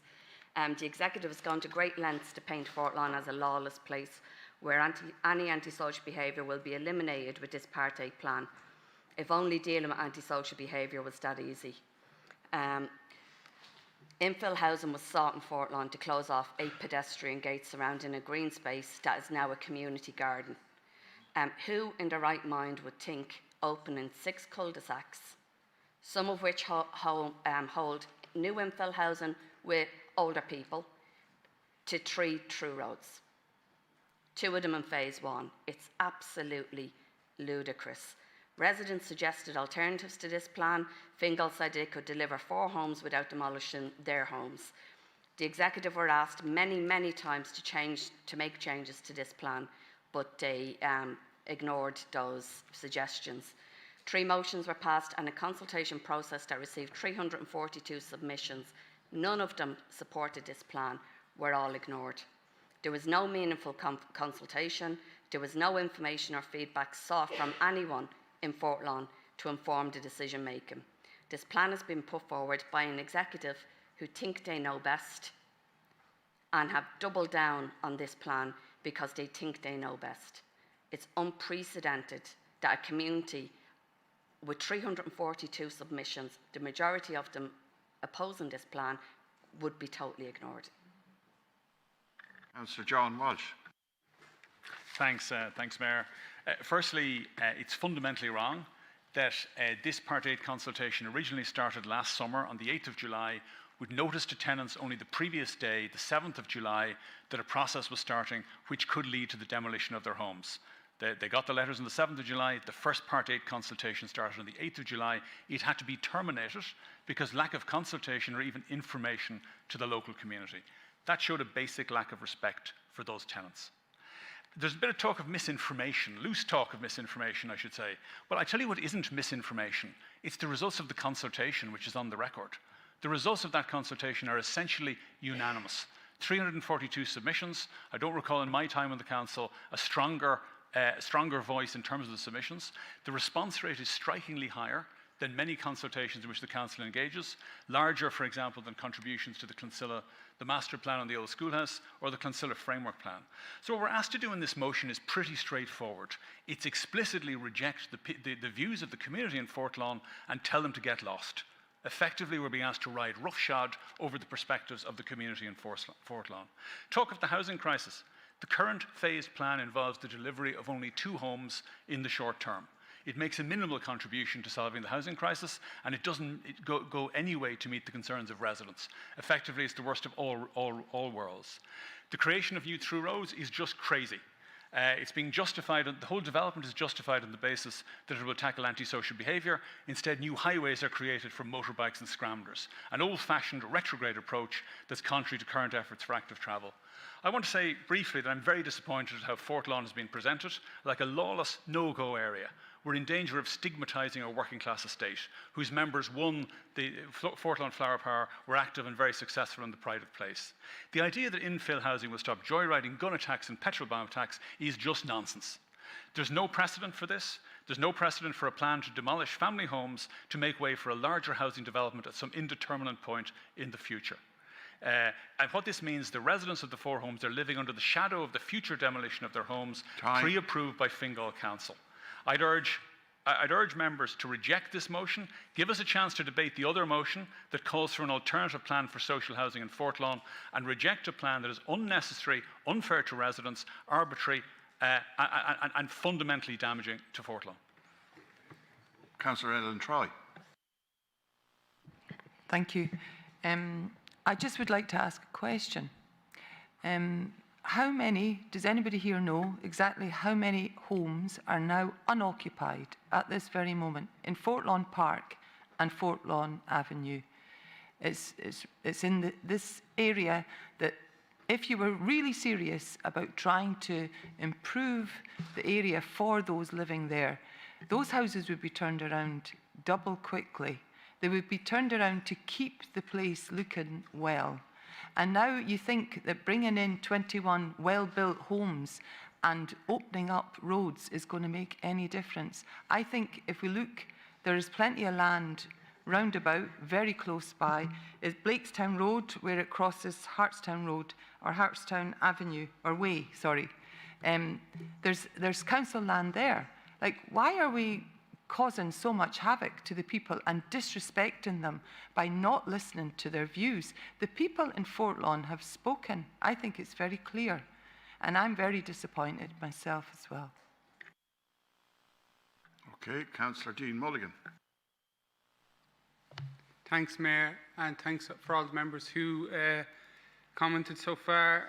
It's an important discussion we're having, and we talked a lot about the infrastructure and the need for the area, and the Planning and Development Act kind of prohibits infrastructure. It speaks to it, it talks about it, but it's solely focused on the development of the houses and the public roads associated with the housing. But the actual infrastructure to help support communities develop, integrate, educate and prosper in all parts of this country are failed because of planning and development that fails to deal with the need of the infrastructure. We have built so many infill sites around this country, not even in this county, and the infrastructure implications of building houses without the appropriate infrastructure to support them is ever present. We talked about antisocial behaviour on a number of occasions. The Gardaí were on News Talk last week after Grace died and said it's illegal for Gardaí in Ireland to give chase because we're not qualified. We do not have the qualifications to give chase to another vehicle, never mind a scrambler in this country like they do in the UK and others. We have professional Garda drivers that have 3 different levels and stages of qualification, but the ability to give chase is not given in Ireland, and anyone who does and ends up injuring a member of the public is accountable to the Ombudsman, GSOC and other investigations and can be held personally liable, which isn't the case in other countries. So to say that opening through roads and all of these things will help in some way to alleviate a very real danger, as it isn't fair, because it's putting undue risk on a Garda force which has said we can't enforce giving chase to scramblers, we can't enforce giving say in a housing estate. Cul-de-sacs are the same, and I'm not saying that is the bona fides here, but to say that this will fix the infrastructure isn't fair. But what is clear and what is apparent is that a community has been represented in a consultation process. I just don't know if we're listening to them. Okay, thank you. Councillor Breen McDonough. Yeah, in terms of the substantive issue, it's there's a lot about the plan that I really would like, and that people should be voting for. There's an increase in density of housing. There's new modern housing. There's new social housing in the area, and there is an instinct there that we're going to look to provide that housing and as quickly as possible. However, we're not just discussing the substantive issue for the moment. We're discussing this motion, and unfortunately, this motion has muddied the waters a little bit, because what it says is no tenants will be forced to surrender their current tenancy, and also acknowledging that no tenants in Fingal can have a veto. But you're kind of saying we're voting for it because they had a veto. And then the next thing we're saying, and then we're going to pass it. Like, if we're going to pass it, we should just pass it, not have the other stuff in it.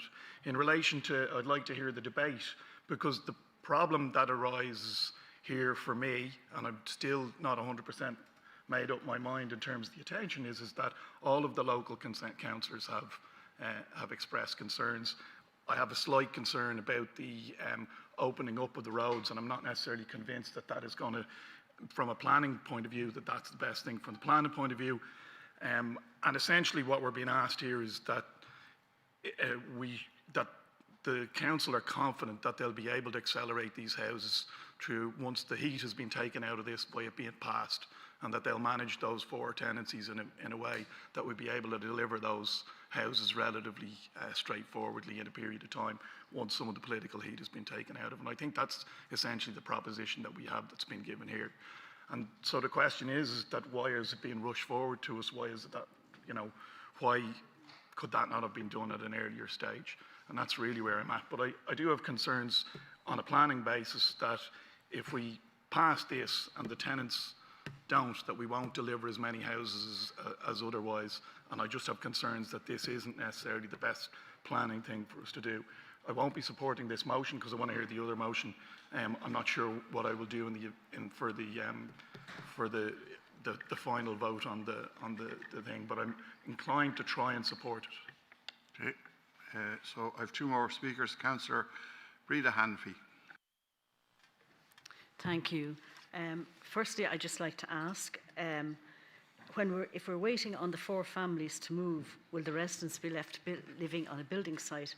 But I'd also like to point out that not far, only 800 metres away from Fort Lawn, Huntstown Way, Blakestown Road, there's a site just a little over an acre. There's planning permission for 30 apartments, and this would be ideal for elderly residents in Fort Lawn that want to downsize to move over to those apartments. Thank you. Okay, Councillor Dara Butler. Yeah, I suppose I'm disappointed with all this, to be honest with you, because to me, whatever about the other issues, it seems to be the same old record that we're all in favour of additional housing until it's in our area. There always appears to be a reason. There always appears to be a reason. From what I've seen in this debate, Fingal County Council have been extremely accommodating to the existing tenants. Nothing's going to happen to them without a discussion and without an agreement with them. The existing tenants are going to be taken care of and worked with Fingal County Council. We're getting 17 new units here, 17 new units. Someone mentioned about, it's representing the 4 existing residents. What about the potential 17 new families here who are desperate to get a home or are now going to get one as well? We did this next door. I think examples were asked and the councillor said it. We did this next door. We knocked down houses that weren't in a good state, that weren't very environmentally friendly, and we're replacing them with something that's much better. And hopefully we'll have new families into them by the end of the year. And it's been very successful. This comes down to the fact that everyone in here is shouting up and down for additional units, better units, more environmentally friendly units. And that's what we're going to have at the end of this. And we're not evicting anyone. The council are working with the existing residents and will continue to work with them. And we'll hopefully have more new residents in these houses that are taken off the waiting list and off the homelessness into these new units. We need to do this. Every time we seem to have a big plans in here for extra housing, we go through this. No one's being disadvantaged here. The council are going to work with the existing residents, and we need to pass this and get these new units into our housing stock as soon as possible. Thank you. Okay, I have 4 more speakers. Councillor Mary McCamley. I wasn't going to come in, but I knew when we would say, okay, we don't want this particular plan, that people would say to us, oh, you don't want housing in your area. I have been on the council since 2011, and never once have any of the councillors in my area, gone against housing or social housing or Part 8s. We've always supported them 100%.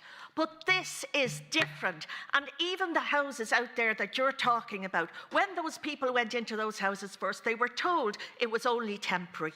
They knew that before they would have to move. But these people are in these houses 20 years. They have them looking fantastic. They've worked hard on them. They've looked after them. They've paid their rent. Why put them out? There has to be an alternative plan. We are not saying we don't want houses in the area. We are saying we don't want houses knocked down in the area, and that people should be allowed to stay in their homes, and that's all we're asking. That there might be an alternative, and there can be an alternative plan that can go forward where people can stay in their area and be proud of where they live. And I don't want people in this council accusing me of not wanting houses in my area. I live in a social housing area. I live in a social housing estate. And I have always voted for social housing. And I don't want anyone accusing me of being that person that doesn't want houses. I want an alternative plan from the people up there. I want these people to stay in their homes. I wasn't going to talk on this, but this is something that we have to fight for. Okay, thank you. Councillor Joan Hopkins. I just wanted to make a similar point. There was planning permission behind me, literally in my backyard, for 1,900 houses or homes for the last 17 years, unbuilt, derelict site. The LDA have now bought that land, and they are going to build, hopefully, if they get their finger out, 1,900 homes in my back garden. I don't object to housing, and I think every single case that comes before us, we judge it on its merit, and it's unacceptable for people to say people don't like social housing in their backyard. It's completely untrue. Okay, Councillor Malachy Quinn. I wasn't going to come in, as Councillor McCanley has said there. I wasn't going to come in. I was deferring it to the local councillors because they had the best knowledge. I'd spoken to the residents. I've spoken to the tenants that are affected. But I have to take exception to what has just recently been said in regards to not in their backyard, this NIMBYism. There's no NIMBYism involved in this. 24 social houses were built across the road from my house when other councillors were opposing it and marching these residents in my estate to the top of a hill and left them there. Now, I was never opposed to that, and I suffered because of that, and I still suffer because of that. But I will never ever back down from social housing. But this is not opposing social housing. This is opposing the knocking down of 4 people's homes. This is what it's about. We are looking to move 4 people out of where they live. And that is unfair. No matter what guarantee is being given here, I just want to put it on the record. Tomorrow, in my office, in Louise O'Reilly's office, in their office, we will have people marching through that door because they have got notices to quit. They have nowhere to live. I'm meeting a man tomorrow who needs a 4-bedroom house. And he's in emergency accommodation in 1 room in Gardner Street. I am not opposed to social housing. And I want that message to go out. And there's a lot of people in this chamber here that are not opposed to social housing and will do everything opposed to everything. But there's a lot of people in this chamber that will say they're not opposed to social housing, but when it doesn't suit them in their own area, they'll march them through the top of a hill and they'll leave them there. Right, that's all the speakers we have. So what I'm going to do now, I'm going to go back to management and say a few words myself. Back to management, and then back to the proposer of the motion. So on my own behalf, certainly we have a housing crisis and we need more homes.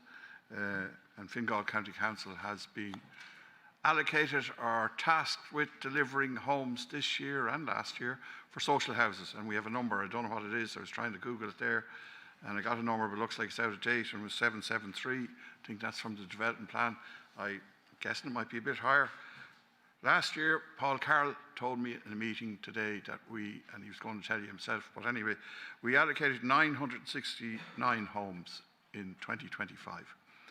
And we have huge pressure on us. And I hear the local councillors, and I hear the concerns, and I also hear the management and their undertakings. And I'm looking at the wording in the motion. But I'm going to go back to the management here now, and then we're going back to the proposer of the motion, and then we'll go to a vote. If it's not agreed. It's unlikely. Anyway, so back to management for whatever questions were asked during that long discussion. Okay, in relation to Councillor Letty's query on the text, as I said earlier, we deal with people who are seeking to upsize or downsize in their units every day of the week, and it happens as a regular part of the management of 700 units. So we'll deal with each individual case on its merits in terms of the most appropriate housing solution for each individual family. And that's what we've engaged on that basis with the 4 tenants there, and we're happy to continue to do that. In relation to Councillor Birchall's query on withdrawing a Part 8, this is a democratic statutory process. We initiated it. The decision ultimately rests with yourselves. It could be argued that it's undemocratic for us to withdraw it midway through that process. So the process is taking place now, and that's the correct way to proceed. Nobody from the executive side has sought to paint Fort Lawn as a lawless place. What we've tried to do is to respond to, and I have a list of them here in front of me, respond to numerous queries and requests from elected representatives and from local residents to solve a problem that's there. And that's what we've been trying to do in good faith. In relation to the number of unoccupied units in the estate, we have 228 units in the overall estate, 7 of which are vacant at the moment, 3 of them with works due to take, 3 of them are available to let, and as Mr. Burke pointed out earlier on, we've had a number of refusals on those properties, and we'll continue to try and engage with that. The other 3 are in the pre-let stage, so we're actively trying to, and one is not available at the moment. So, so we'll continue to manage the housing stock as best we can within Fort Lawn, as we do across the rest of our 7,000 units. Thanks. That's all the queries, I presume. Anyway, back to Councillor Gearan to respond before we go to a vote or whatever. Jimmy? First of all, I want to say, because Councillor Camley is one of the councillors I would hugely respect in this chamber, I don't believe that anybody voting against this motion is necessarily against social housing. So I don't want to think that I am trying to make that as an argument. I would never do that. But I'll tell you what I will make as an argument. If you open roads that a police motorbike can't get through gates, what you do is make it easier for police cars to chase people and to catch people and to do things like that.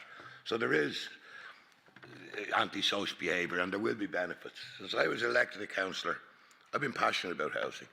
I've been at public meetings about housing in most electoral areas, or I have called to them and walked them and met residents in all electoral areas when an issue like this comes up. And that's because I don't disbelieve the executive, I don't disbelieve the local councillors, but I just feel a sense of duty to go out and talk to people.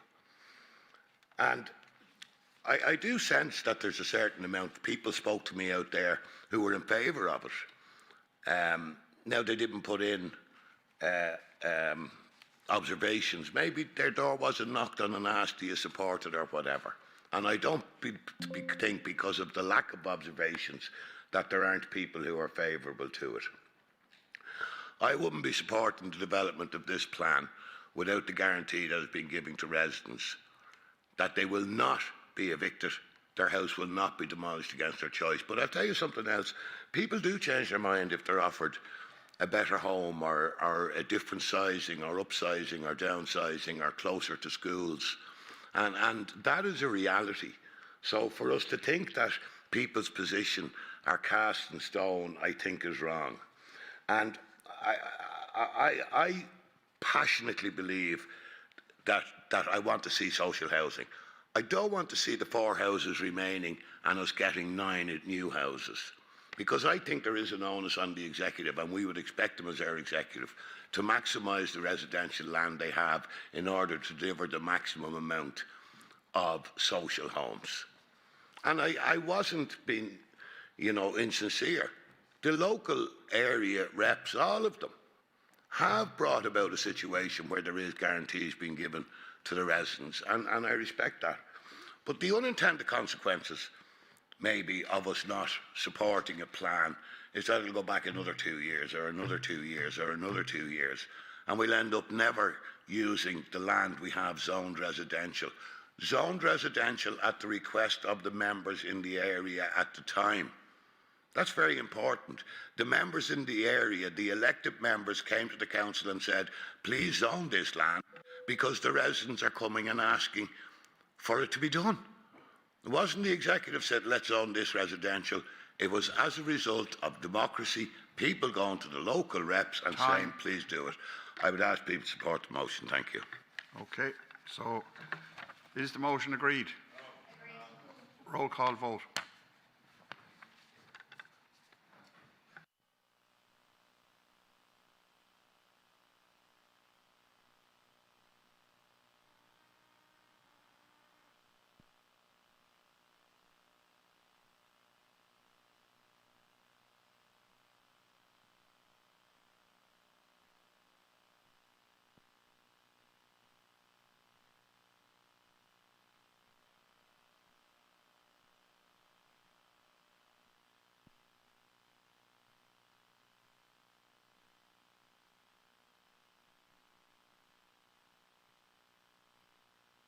Yes?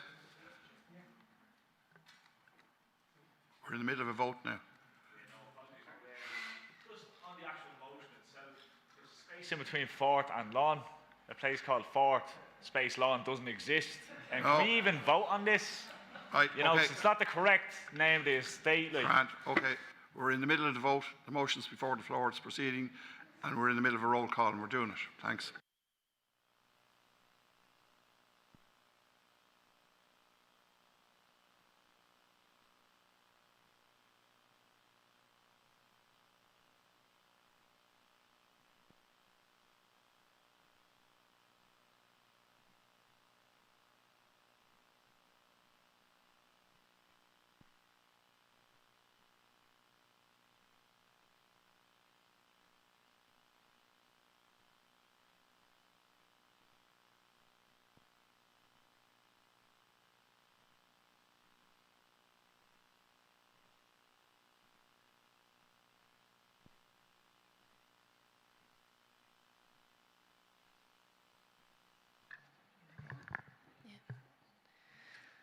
The result of the vote is green, yes, 18, yellow, abstain, 0, red, no, 19.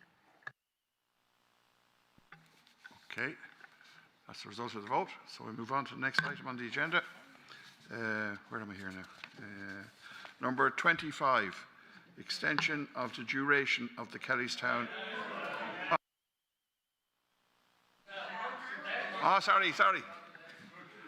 Yeah, all right, sorry. Got a bit confused there. Okay, so now, right. No, right, I thought the whole thing was gone. Right, okay. Right, we're going on to the next motion, so, which is before us. Well, we have another motion. What? So, right, we're taking the second motion.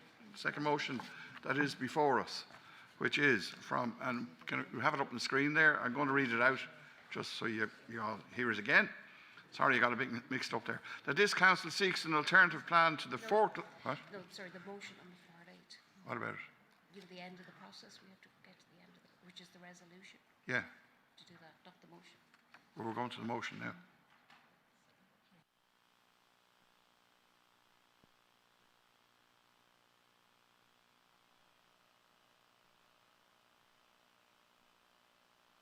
We have to take the second motion. We took the first one and it fell. It didn't work. It didn't go. So we have to go to number 2. And then.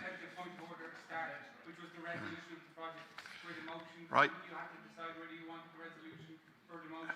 Hence why this should have been done and not taking the first motion. Right. Now you're So. in an issue where your standing order says. Right. Okay. We're taking this. What? I did raise it.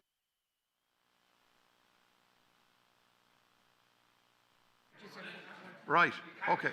Right. We're going to the second. We're taking the second motion, and it is. Well, it should be up on the screen. We've taken the first one. We're taking the second one. So that this council seeks an alternative plan to the Fort Lawn Part 8, and then we will go to the. Can't go to the resolution if the motion passes. Yeah. Well, yeah. That this council seeks an alternative plan to the Fort Lawn Part 8 planning proposal as presented on the 9th of February 2026 in line with motions previously agreed by the Area Committee of Blanchardstown, Mulhuddle, Castleknock, Ongar on the 4th of September 25, 6th of November 2025 and a further motion on the 5th of February 2026 providing a revised plan for social housing which does not necessitate the demolition of family homes and could deliver 4 homes in the short term as opposed to 2. So I need a proposer. So, proposed by Angela Donnelly, seconded by Breda Hannafy. So Angela Donnelly, you want to speak to that motion? Yeah. I am tempted to just not go through the whole debate again and call for a vote, but I just think that there's some points that are important to say. The residents have made a... Sorry, Chair. Could the font be made somewhat bigger than the screen? Could the what? Font. The font. Can we have the font bigger on the screen so everyone can read it, please? Thanks. Sorry. That's okay. The residents have made it very, very, very clear that they do not want to move. I was actually very surprised to hear the executive saying that they will go visit them next week to look at options. Because I would think that the residents who were given a commitment that they can stay there as long as they want would not be expecting the executive to go visit them next week, asking them what's what and where would you like to move and so on and so forth. And the residents feel under tremendous pressure, and we can see that from the correspondence that we've all received. And for me, the absolute crux of this is the residents have been given a commitment that they do not have to move. And the residents have been told that if 1 or 2 of them move out, the houses will be boarded up and the Fingal will wait for the other residents to leave. So what we're looking at now, what's on the table, is 2 houses. 2 houses and 2 through roads. That's what we're looking at. If this Part 8 passes, that's what we're looking at as being definite. The other houses are away down the road and dependent on those residents moving out. And just for pig iron, if one of those residents holds out, the result of what we vote on today, if it's passed, will be a net gain of -1 house. 2 new, 3 void, 1 family. And just to finish, there is a site less than a kilometre away, owned by Fingal County Council, with planning for 30 apartments. And that hasn't even been brought to our area committee. 30 apartments. Step-down apartments for the local people, 30 apartments, where we've gone through this whole process, we've taken up all this time, we've brought all of this stress on those residents for 2 houses. So I urge people to accept this, to agree with this motion. Okay, thank you. Councillor Jimmy Gearan. Point of order, Mayor. If this falls, do we then go and vote on the plan without the motions? Thank you. Yes. Right. Right. Going to go to the Chief. Oh, John Walsh. Councillor John Walsh. Thanks, Mayor. No, listen, I hadn't planned to speak again, but just very briefly, I suppose. Listen, I'm glad we got the opportunity to debate this motion. I think Councillor Mulligan was, practically right. It would have been better to debate the two together. I mean, really, what this shows is that, the councillors from the local area, the majority of us who don't agree with the current plan, we want social housing. We want a revised plan for social housing, which doesn't involve the demolition of the family homes. And unfortunately, it is true to say that unless the residents were to agree to leave in the short term, and I've spoken to 3 of the 4, they're absolutely adamant they do not wish to leave. And I think there's a consensus from the executive, from the councillors, that they will not be forced to leave. That's very important. But given that that's the situation, the likely outcome is that the building of the rest of this development, if it's approved, could be delayed not for months but for years. And I don't think that's something that any of us would want. Secondly, it would be dreadful if you end up in a situation where houses are boarded up, more houses are boarded up. None of us want to see that. So I think, unfortunately, I acknowledge the plan is well intentioned. There's all sorts of unanticipated consequences to it that are actually damaging, and I'd urge members to pass the motion. Councillor Quinlan. Thank you, Chair. This is just asking for clarification from the previous vote. That was in relation to accepting the Part A plan. Is that plan now defeated? Like, that's it, it's gone away? No? It's still here? All right. Okay. Okay. So now we have 4 people listening in live who are of the opinion and the impression that the Part A has been defeated. So I just want to get that clarification for them, that the Part A is still there, and the motion asking for the Part A to be adopted, which was defeated by the elected councillors inside this chamber by 1 vote. We're still debating the Part A. No, the Part 8 proposal has not been put to you yet, and we're debating motions. The first motion fell, was defeated. We're on to the second motion, and we'll see how we get on with this motion, and then maybe the Part 8 might be taken, or it may have to be anyway. I don't know. I'll find out later. We're doing the motion now. So, just to clarify for whoever's listening in, no, the Part 8 is still on the table here, but we have the motion in front of us. Thank you. Mulligan.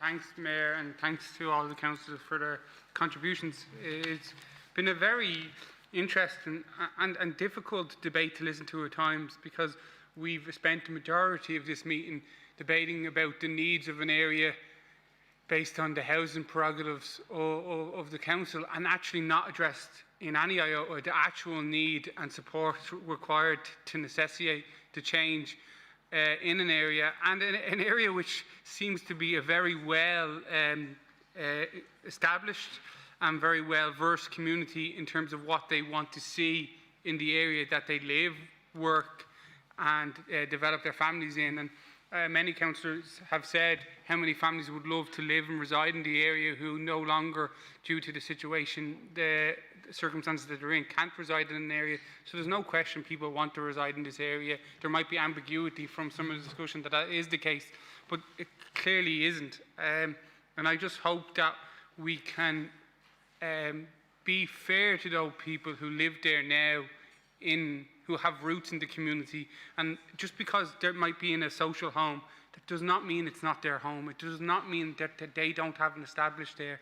And whether their children have rights to the home or not This is where they grew up, this is where they belong, this is their community, and us as a council want the community in its essence to grow and better. We need to bring the community along with us, and the motion brought to us here is the only motion that I've seen this evening which enables that to happen, and hopefully if it does pass we can start a real process to engage, develop and come back with a more appropriate plan that enables those people to live in the homes in which they want to reside in and develop the much needed social housing in the community at large. Thank you. Okay, we're at 7:15, just noting that. So I'm going to go to the Chief Executive for a response, or whoever over here. Thank you. Just in terms of process, obviously the two motions are separate to the resolution that goes with the Part 8, which was presented at the earlier presentation. So just in terms of process, we're entirely correct in terms of our standing orders. I suppose the nature of this debate is that something is being proposed against the will of local people, and I accept the submissions were made and they've been considered in the context of the issues raised, and we've given you a comprehensive response on the issues, but it is rare for us to bring forward a Part 8 that gets local support, because I don't know, somebody mentioned residents have been told we'll board up 2 houses. That's not correct. We haven't told residents that. Well, of course. Well, I'd love to have them here. Yeah. I would love to have them here so we could ask them questions. Yeah. Okay. Yeah. Okay. So, okay. in terms of precedent, look across Dublin City. There's flat complex after elderly housing schemes. I could name 4 or 5 schemes right now that are under redevelopment. They all had tenants in them when those plans were brought forward. And some were delighted with the opportunity to have a better home provided for them, and some were not. But this is a normal way of managing social housing. There is no other plan other than the Part 8 plan that was presented and comprehensively explained by Senior Architect Cormac Brennan and brought to you by the Director of Service and Liam Burke. There is one plan on the floor today. The option of it being phased delivery is a reaction to the submissions made. If that Part 8 is defeated today, there will be no plan. So perhaps in the future a new plan can be brought forward, but as of today there will be no social housing. There won't be 2, there won't be 21, there'll be none built as a result of the planning that has just gone on display. In relation to management of social housing stock, and I'm sorry if I was misunderstood earlier, and I know Councillor Donnelly came in, and perhaps rightly so in terms of something I said. This is proposed as an investment in Fort Lawn. The commitment is there that we need to work with the tenants that are affected and find a solution that satisfies them in terms of a new home. So that commitment is already given, and we have a really good track record of doing it, of working with our tenants and trying to accommodate their needs. So it isn't a them and us situation. And I was very struck by Councillor McCamley's contribution. And in fact, I remember during the development plan process where Councillor McCamley, we had proposed a zoning of open space, and Councillor McCamley came up to us and said, that should not be zoned. I know the area, it's going to cause negative impact. And that was reacted to, and that particular open space was not zoned. So totally respect local councillors' views on an area. But this is about the delivery of social housing, and I can't do it any other way. Every single housing site we have and more is under consideration for social housing. The apartments referred to at Blakestown Cross, we bought that site with planning permission. That's why a Part 8 has not been brought forward. It already has planning permission. And we're working through some complexity with that particular scheme in order to get it delivered. We're out there looking for more land to deliver more housing. That's the scale of ramp up that we need to do. So it isn't this or a different one. This one and everything else that's potentially available to us for housing. Accept our bona fides. We've already made it very clear we'll work with the tenants concerned, and there's no question of a different approach because we've never done it before. We always follow through on our word. But today, we either have a planning permission for social housing or we do not. There's no middle ground. If a new plan is required in the future, that will happen, and it will require the same process again, including consultation, planning permission and a vote at the council. So we're right here in the heart of democracy. That's the proposal that's in front of you. And again, I'm not sure what more we can do to reassure you or to give you commitments, but it was the first thing that was dealt with in the presentation that was presented at the beginning of the discussion. Okay, David Healy, Councillor Healy. Yeah, thanks, Chair. Just for clarity, two questions. The first, my understanding is that a Part 8 project goes ahead unless a motion is passed to reject it or defer it or something like that. So just for clarity, it's vote for this motion to if it doesn't go ahead, and otherwise it goes ahead. It doesn't need a positive vote in favour. And secondly, from what the Chief Executive has said there, this motion in front of us from the Council, if it's adopted, would be seeking to develop an alternative plan. And I'm not sure if what the Chief Executive has just said to us is that she wouldn't do that, or the Executive wouldn't do that if we adopt this motion, because the motion that in front of us talks about a revised plan for social housing on this site. Thank you. Right.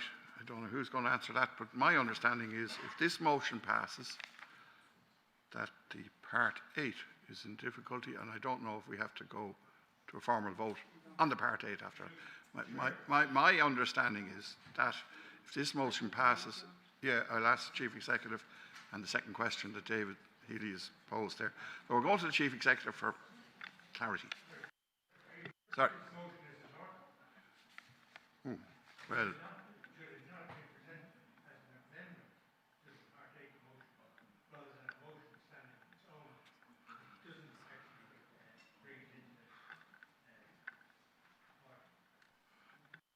can't answer that now. We're getting late here. It's 1921. I'll go to the Chief Executive for an opinion on that one. Thank you. Councillor Healy is correct. The Part 8 stands unless it's rejected. So that was my explanation in terms of that we're following due process here in terms of taking the two motions and then ultimately the resolution in relation to the Part 8. So if you don't pass a motion to reject the Part 8, it stands. And there's a time associated with that, which we can double check for you. But we're close to the end of the 6 weeks, is my understanding. In relation to what I said earlier, what is required is a new plan if this motion were to be passed, and that's a separate standalone proposal to the one that's on the floor today. I didn't say we would not do it, but we've already explained the challenges in so doing, and also in terms of it meeting our obligations in terms of social housing delivery. So there is no better plan, and to take this motion away and consider it, it has already been considered, as the senior architect presented earlier, and this plan that's in front of you was judged to remain as the best plan.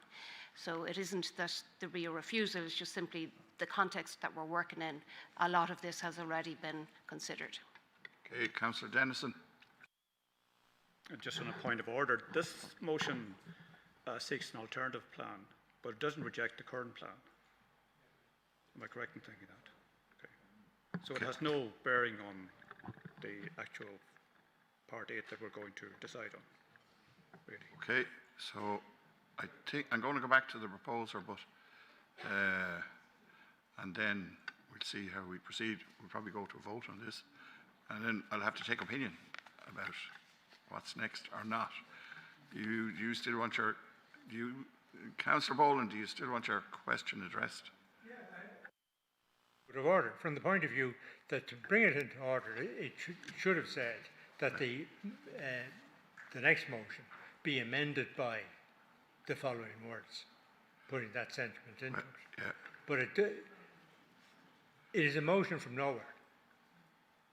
There was a formal motion put on the order, and that's what we should be looking at in terms of amending to put this one onto the pitch.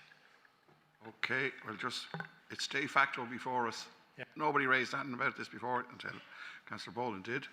So it's before the floor, and we've proposed and seconded, and I'm being told on the left here that it's in order, and Councillor John Burchell wants to speak. In order for the Part 8 to fall, does this need to be edited, modified, that this council rejects the Part 8 before it and seeks an alternative plan? Is that what's necessary here? I'm going to have to take some advice, so just give me a minute.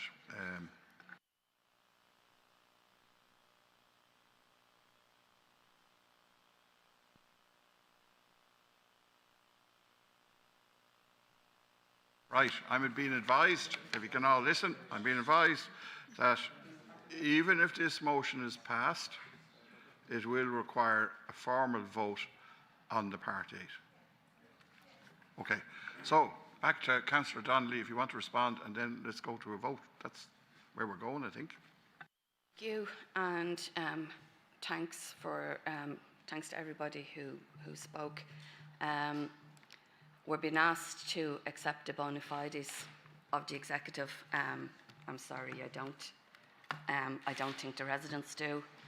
I think the fact that we are here today debating this after councillors and residents from the area made it very, very clear that they did not agree with it.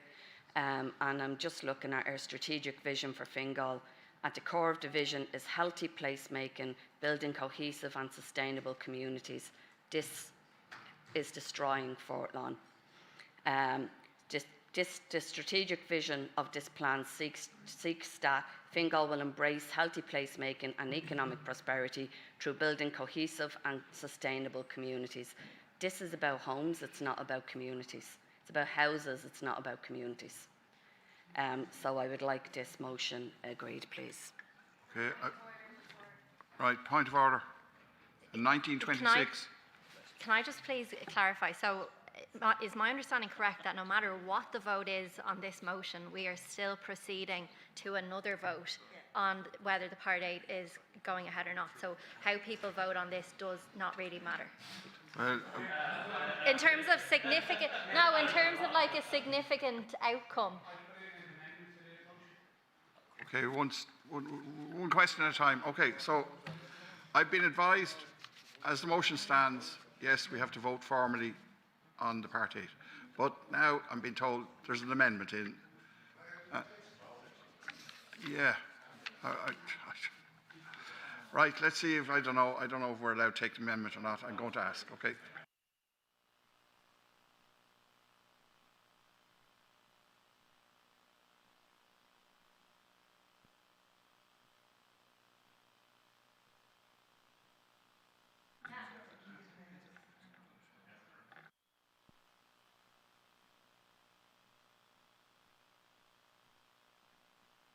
Yeah, here we are.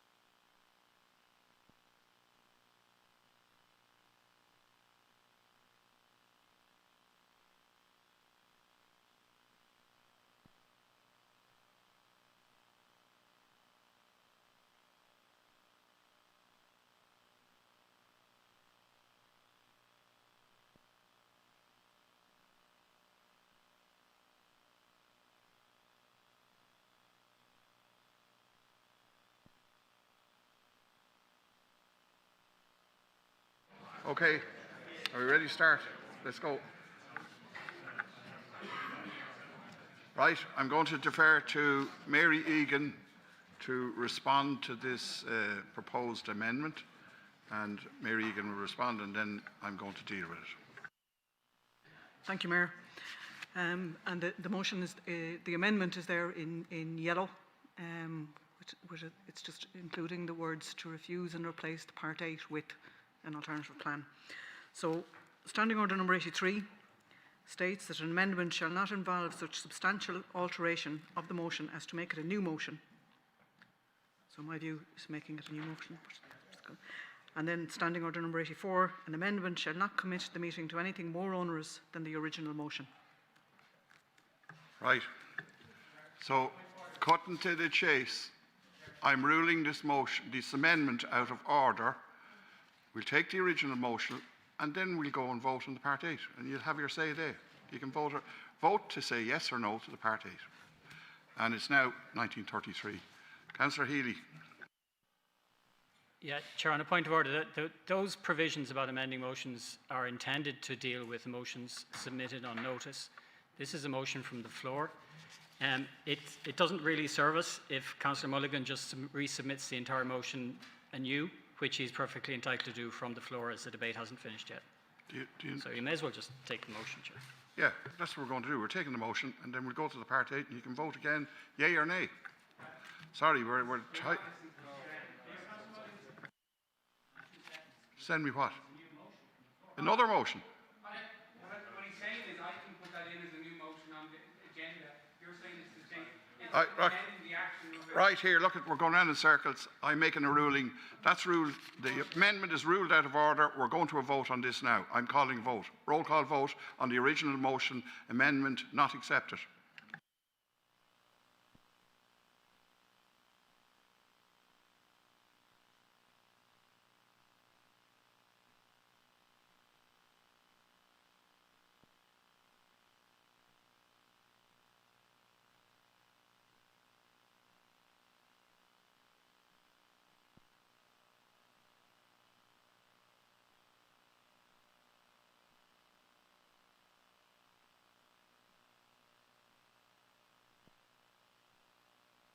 Okay, roll call vote.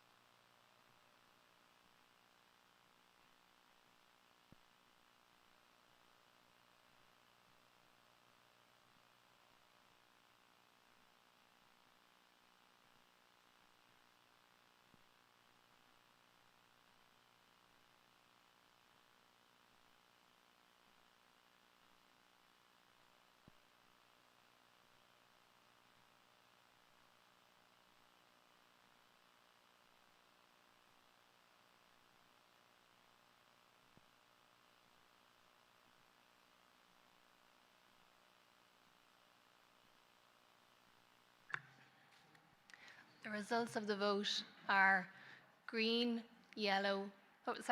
green, yes, 18, yellow, abstain, 0, red, no, 19.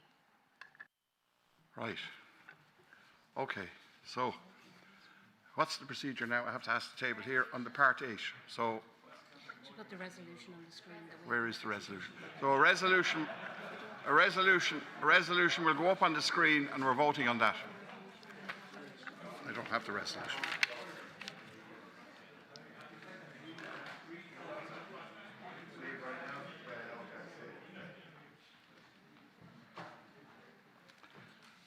And it's 1936. If anyone wants to accept any of their motions, let the top table know. And there's some stuff we need to get through, or we would hope to get through as we move on.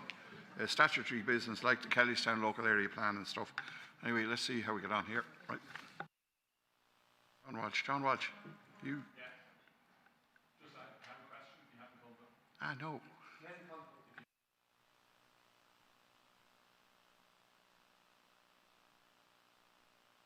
whether houses will be, sorry, thanks Mayor for your indulgence. It's a short question.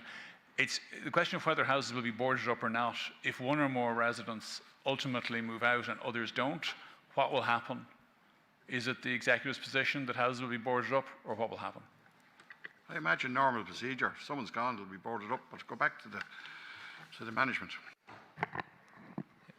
So as we set out in the presentation, we set out a proposed phasing plan. That phasing plan is flexible, and we'll work as best we can with the residents to avoid any instances of excessively long boarded up houses. But we'll work with what space we have and in the timeframes that we have available to us. That the phasing is not set in stone, but that's it in purple. Right. So we're voting on the text in purple. And I'll read it out. It is therefore recommended that in accordance with section 179 of the Planning and Development Act 2000, bracket as amended, close the bracket, as having considered the Chief Executive's report, the elected members approve the proposed development as outlined in the plans, particulars and documentation placed on public display. So that's before the room. Does that have to be proposed and seconded? No. Okay, it's before the meeting. Is great? No. Okay, so we're going to a roll call vote.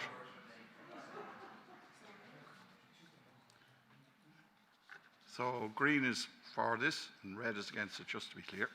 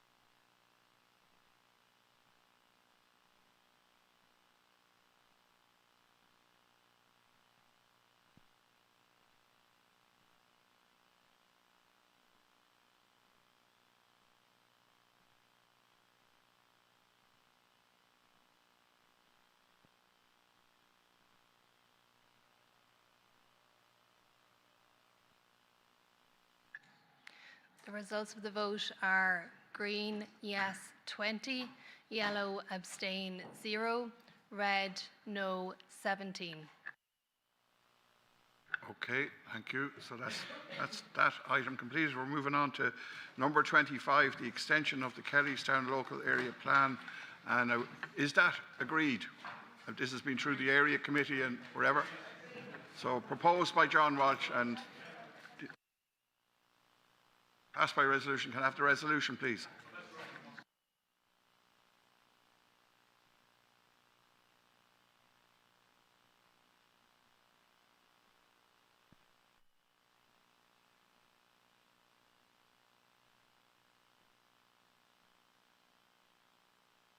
So, okay, that's agreed. Does it need to be proposed and seconded? Yes.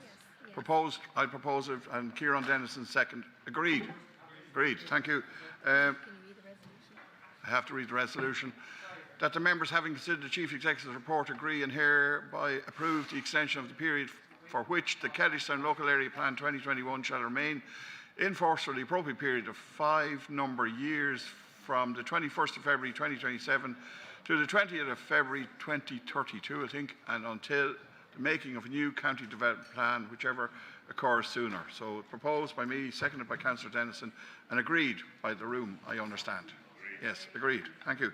So the festival and Fingal's funding event, can we approve that? And a presentation will be made later by John Quinlan and team. So I'm going to propose and seconded by Joe Newman. Agreed? Agreed. Fingal County Council parking bylaws. Do we what? Where are we now? Arts. Oh, sorry. Number 27. Fingal Arts Grant Scheme. Same thing. Can we propose that? Proposed by Councillor Murphy, seconded by me. Is that agreed? And if you need a presentation later, you can get it later. Agreed. Okay. So where are we now? 1941. Fingal Council, do we want to go to that, Mary T. Daly? Fingal County Council Parking Bylaw, Controlled Bylaws 2026. And we don't have, yeah, okay. All right. Mayor, that's just for noting. I agreed at the last meeting when we were when we were adopting the bylaws to come back with regards to if we were to do an amendment to the bylaws with regards to provision of parking for residents in apartments. So the procedure there for bylaws, if you're going to change any section of the bylaw, you have to go back out and start the whole process again because the bylaws are adopted in full.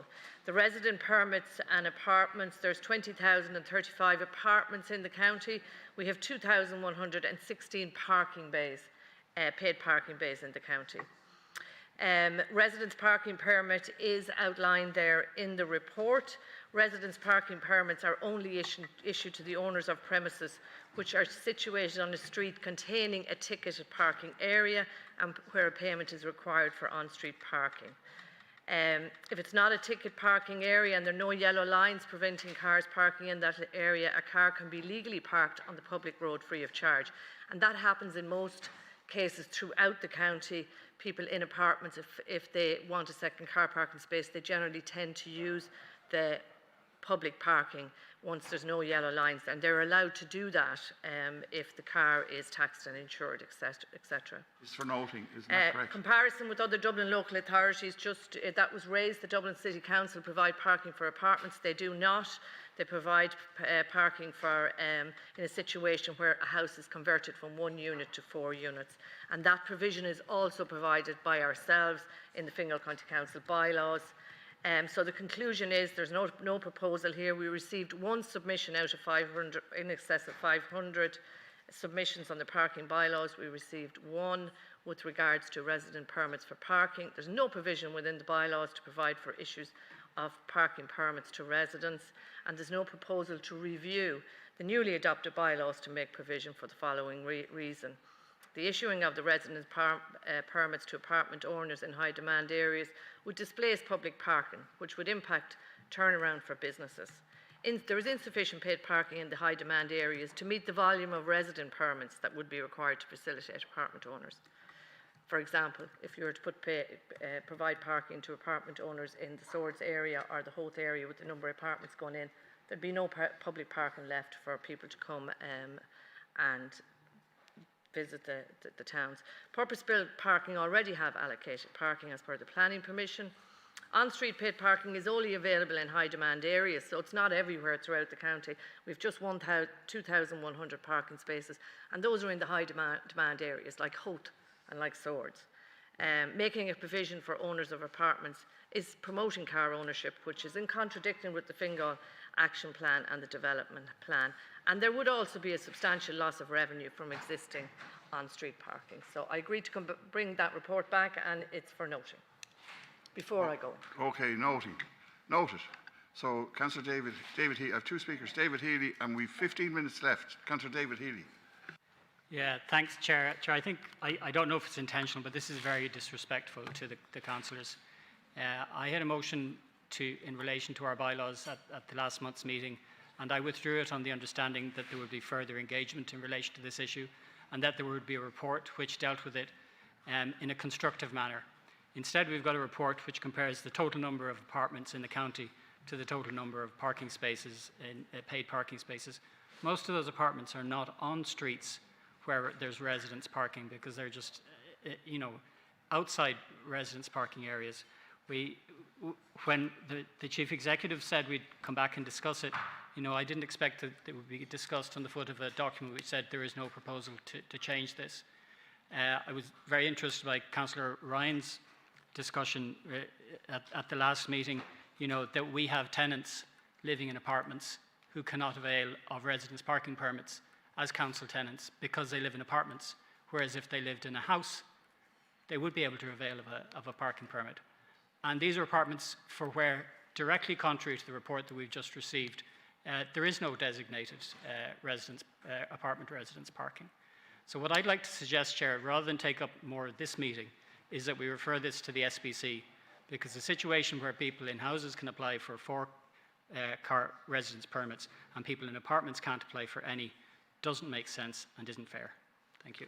Okay, so I think that's a very sensible suggestion. And we have, yes? That's fine. I brought back the report that I was requested to bring back. I was requested to bring it back by March. I brought it back for the February meeting. But there's no problem. It can certainly go to the SPC for a discussion at a future date. Right, we've 13 minutes left. I have 2 more councillors. It's going to the SPC probably. So Councillor Cahill and Councillor Evie Tormey. Cahill. Yeah, just very quickly, and it's regrettable that someone came to me after we already had voted on this, but they just said, in terms of the exemptions of vehicles, Irish Coast Guard vehicles are not in the list of exemptions. I don't know if they were in the past, and I'm not saying I want to reopen the whole process again, but maybe it's something that could be discussed if this is going to go the SPC route instead. So I don't know if Mary Daly has anything to... I can check that out, Councillor. I'm not sure. Okay, if that's we're going to go to correct, but I'll Councillor check it out. Councillor Evie Tormey. I received the same representation. Councillor Hawley, you're right in what you're saying. No, I just want to say, because unfortunately I had to send my apologies last month, just to thank Mary T. Daly for everything that she's done, because she's done tremendous work on this and just across operations in general. But I know she did a lot to make changes and to get across the line, so thank you very much. Done, Councillor Tormey. Right, so it's noted and it's going to SPC. If that's okay, I'm moving on. Where am I now? Well, Chief Executive's report. I take it as noted. I don't know if the Chief Executive wants to say a few words, but I'm proposing we take it as noted because I have to go through. Noted. No? Okay. Right. Next, I have to run through these conference reports. I'm just going to list them. A to B. That's easy enough. So A to B noted 31. Is that correct? Yeah. And then correspondence A to B 32 noted. Department Ministerial Correspondence 33 noted. So we're on to motions. I have 10 minutes left. I don't know if I'm going to get to X. Councillor Healy, do you want me to propose that to the room? I'm going to go to Darren Kelly, but do you want to try the X one? Right, okay, so I have to ask the meeting, would you consider varying the agenda to take Councillor Healy's 2-line motion after Darren Kelly, which says that this council discontinues with the use of X, Twitter, and avails of other platforms for social media communication. Would you agree to vary there's about 6 motions in front of it. Would you agree to vary the meeting to allow that after Darren Kelly's motion? Yes or no? Yes or no? Agreed or not agreed?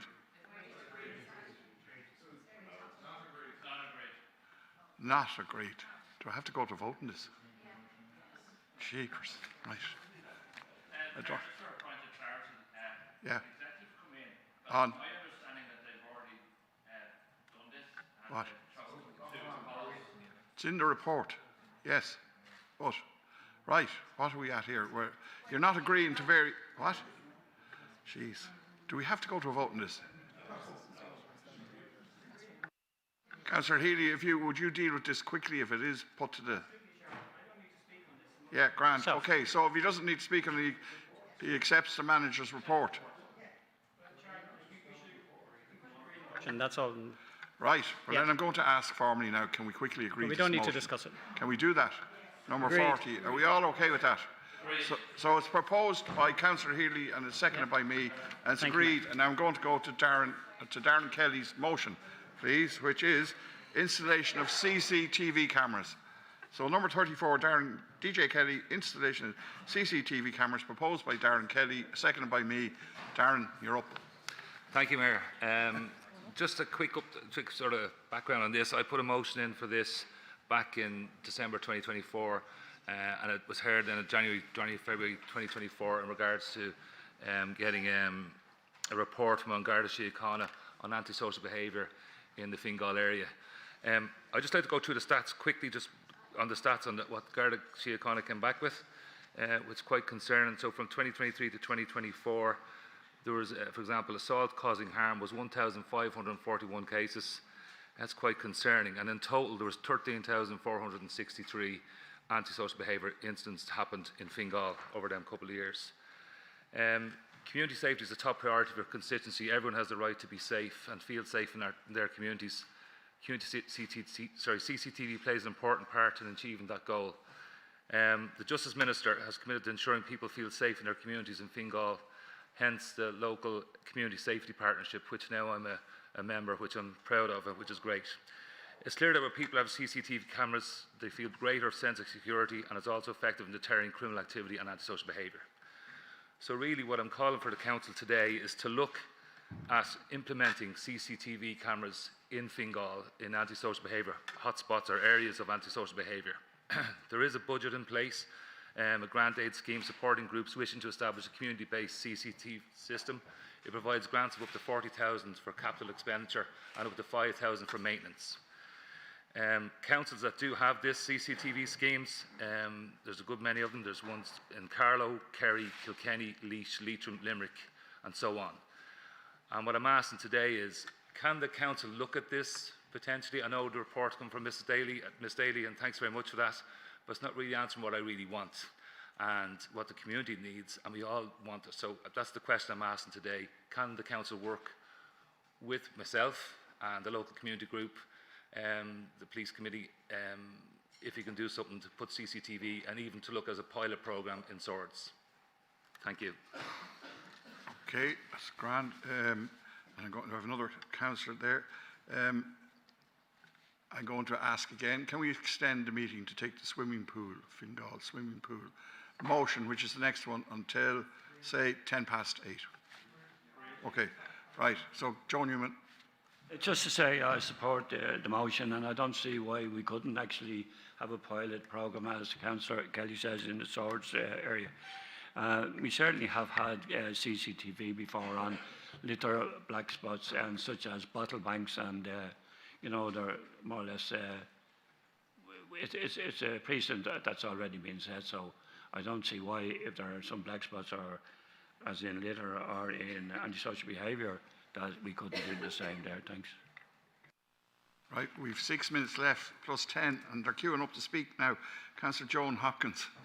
Yeah, I'll be really quick. I do support the motion in terms of having CCTV, but we just need to be careful that we don't think this is going to solve all of our problems. We've had numerous instances with the guards where we actually have CCTV and they do not have the resources to deal with that. So we need to make sure that the guards are saying, yeah, if you have CCTV, we will review it and take action. Thank you. Councillor Tony Murphy. Thanks.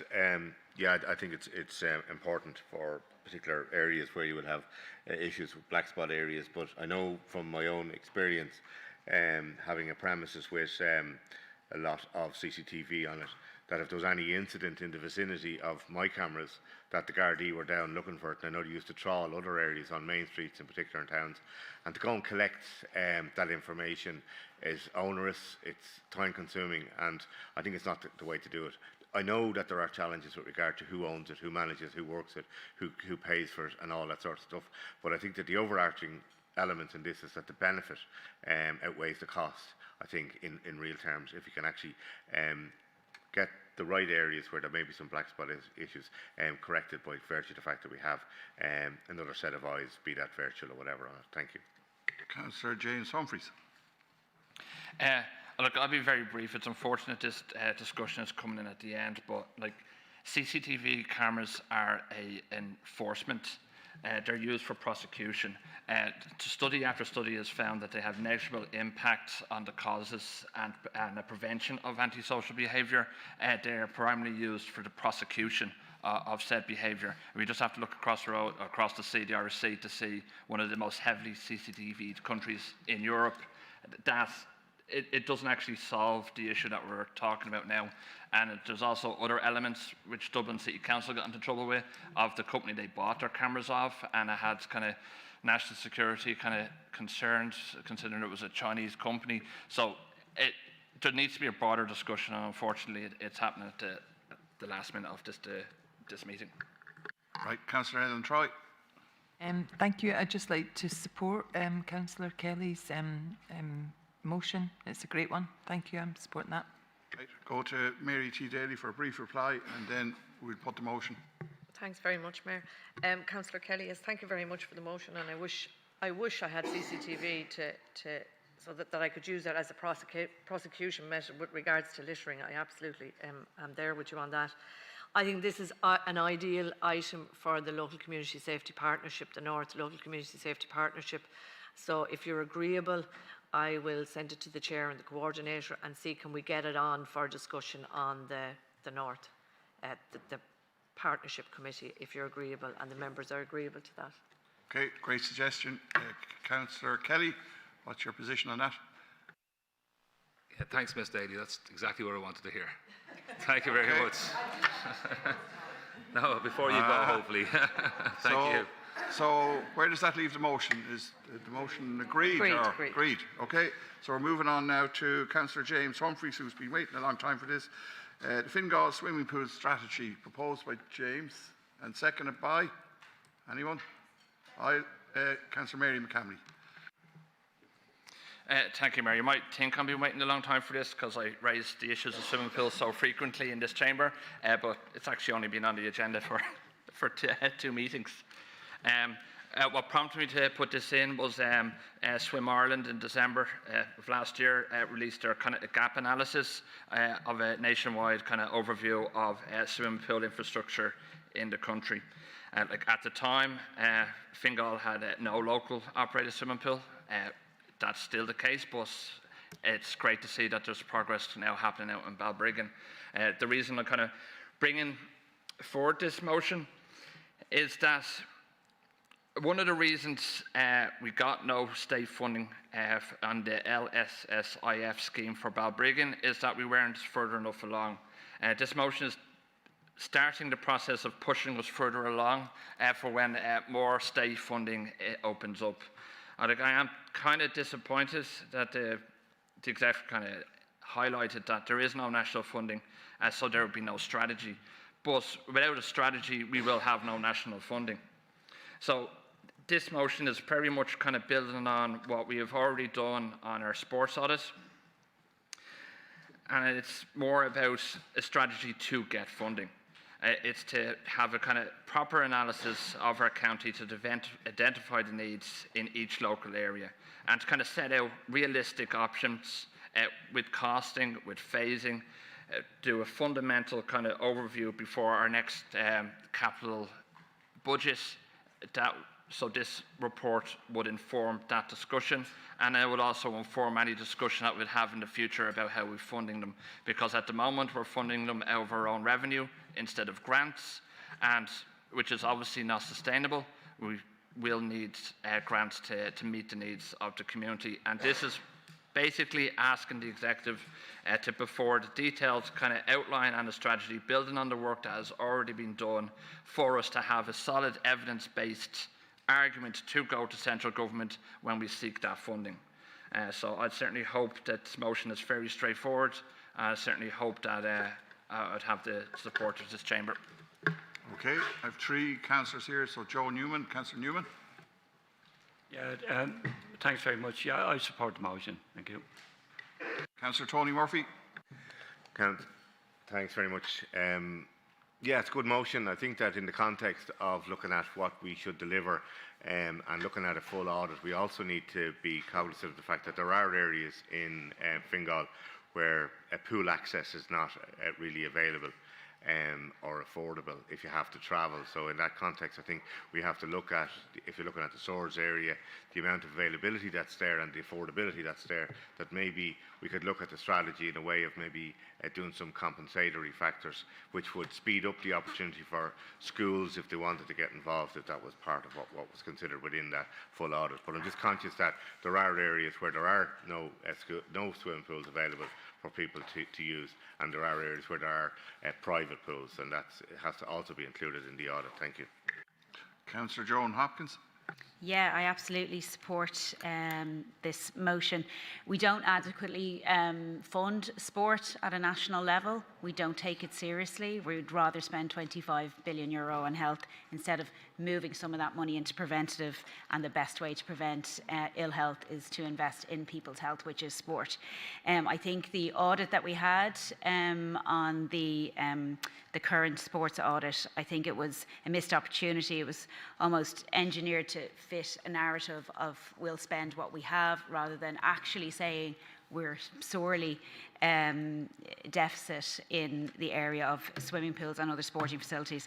Like, for example, we said there was a pool in DCC that was near us that we could use, when in fact DCC were writing a report to say the same pool was not fit for a purpose and didn't meet the needs of their own area.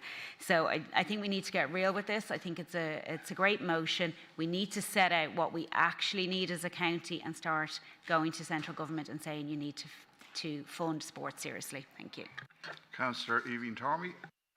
Thank you very much. There's huge amounts of taxpayers' money being spent on promoting sports and healthy living through the health services, has been mentioned, and also obviously through local government as well, with walking and cycling officers as well. I've seen it through both strands. And sports capital grants, etc. So there's huge amounts of money going in. Just in relation to this particular motion, I'm hugely supportive of it. I think, having seen over the 6.5 years I've been here, I think obviously we've been trying to get a swimming pool for a long time, and our badgering, it hasn't really yielded the results. Yeah, we've got Castlelands, but we need pools everywhere. And I'd love to see some in the Hoth Malahide area as well. I was kind of thinking through like LAPs or master plans, maybe we could identify them that way, but they're delayed. So it's very, very tricky, but we have to prioritise where we're delivering swimming pools when we're looking at community centres, sports centres, all of that. We need to be including pools as part of that. So it's really, really important that this does go ahead and that we just get moving on it. Thanks. Okay, thank you. Councillor Dara Butler. Yeah, no, I think as a country we do spend a lot of money on sport, and certainly the sports capital grants have been very helpful over recent years. And obviously we're lucky with what we have over in Abbottstown within this constituency. But what I would like to see is, I would like to see the council looking at ways to kind of team up with clubs. I know you do already, but looking at even more advanced ways to use the sports capital grants to get funding for things like this as well, to work with local clubs. I'm delighted, and it's brilliant what you're doing up in Balbriggan, the plans that have gone out on display. I do hope Swords will be next for that. Obviously the airport pool is well past its best at this stage, but no, there are a lot of opportunities there. Thank Councillor Humphreys for putting this forward, because yeah, any plans we can have, anything we can do to dig in and source money from the government, either working with existing clubs and sports capital grants, or having plans like this and being able to avail from the pot. But no, just thank Councillor Humphreys for the motion, and just best of luck with the one in Balbriggan, and hope we get one in Swords next. Thanks. Councillor Cahill High. Yeah, just on a related note, when the sports capital funding isn't given the full allocation, that there's other ways that the council can support it, and I just want to thank Dave Story for meeting the Kilmarnock Sports and Leisure Centre, who have a shortfall in terms of their pool project, and there is other grants in terms of solar panels, which can reduce the cost for these clubs. So yeah, the government and the council working together, that's the best way that we can ensure that these clubs have the best facilities, even the private clubs that are open to the public, and let their pools be used by many of the local schools in the area. So thanks. Okay, going to go to David Story in a minute. I just want to thank the management team, David Story, Chief Executive, and all of them, for the 11 million project for a Castleland swimming pool, which is out now on public display for planning permission. We went a long road on that, and everyone supported it, and looking forward to that being delivered. We'll go over to David Story now and see what he's going to say to the motion. Thanks, Cathaoirleach. Thanks for the motion. A couple of things. So when we done the audit, and I know that we've been asked around provision of swimming pools, but we've looked at in detail swimming pools across the county. Now, some people have views of whether we looked at it right or whether we looked at it wrong. But we did do a situation where we looked at the requirements of where pools could be provided. So you'll see in the audit where it says primary locations, secondary and tertiary locations. So we have, if funding, national funding becomes available, obviously locations that can be considered in future. But at the moment, and the members are aware of this, the Balbriggan pool was deemed a primary location because there was no pool in North County at all. And the Balbriggan pool is going to service, obviously, Balbriggan, Rush, Lusk and Skerries, a population of about 70,000. And based on our reports that we've done with our consultants, that's broadly the population that you should be aiming for a pool to make it viable. But there will be, obviously, in the report, as I said, there's secondary and tertiary locations. If national funding becomes available, at that stage we can look at options. But I would say, in relation to funding nationally, there's been no swimming pool fund made available over the last 15 years. So that means for repairs for swimming pools and provision of new swimming pools. Councillor Humphreys is right that when we applied for the large-scale infrastructure grant, we hadn't got our planning in place for Castle Land, so that's why it wasn't considered. But there's been no swimming pool fund at all. So we're in a position where we've done our strategy, where we know there's possibilities around swimming facilities, but there's no funding in place. So the current position is we've put our funding in place for Balbriggan. We know where pools could be provided, but until we get an indication where funding is available, we can't take any further steps. Thanks, Mayor. Okay, so I'll go back to Councillor Humphreys. I do remember when the fund was about, it was about 3.5 million, and we didn't get through to take it up. It was a public-private partnership. 3.5 million on 11 million, or maybe more for swords, and it's not there now. Anyway, back to Councillor Humphreys. Are we putting the motion, Councillor Humphreys, or? Yeah. Because one of the reasons that we failed in that application was that they claimed that we weren't further enough along. This is just pushing it further along for ourselves to have one document, one strategy, clearly laid out. There's certainly a bit of confusion over the sports audit, because one department is saying it's finalised and is published, and another department is saying it's going to be published later this month or this year. So, like, bit of clarity in that would be helpful as well. And that is why I'm pushing that there should be just one strategy focused on swimming pools, because it is an amenity that we desperately need for the county. And just on over the last 10 years, central government has given grants of just under 50 million across 12 pools in the state. So to say that there's no money out there is a bit misleading. I just want to have us in the best position to capture that money for the county. Right. Okay, so is the motion agreed? Agreed. Motion is agreed. That's the end of the business. Thanks very much. Thank you.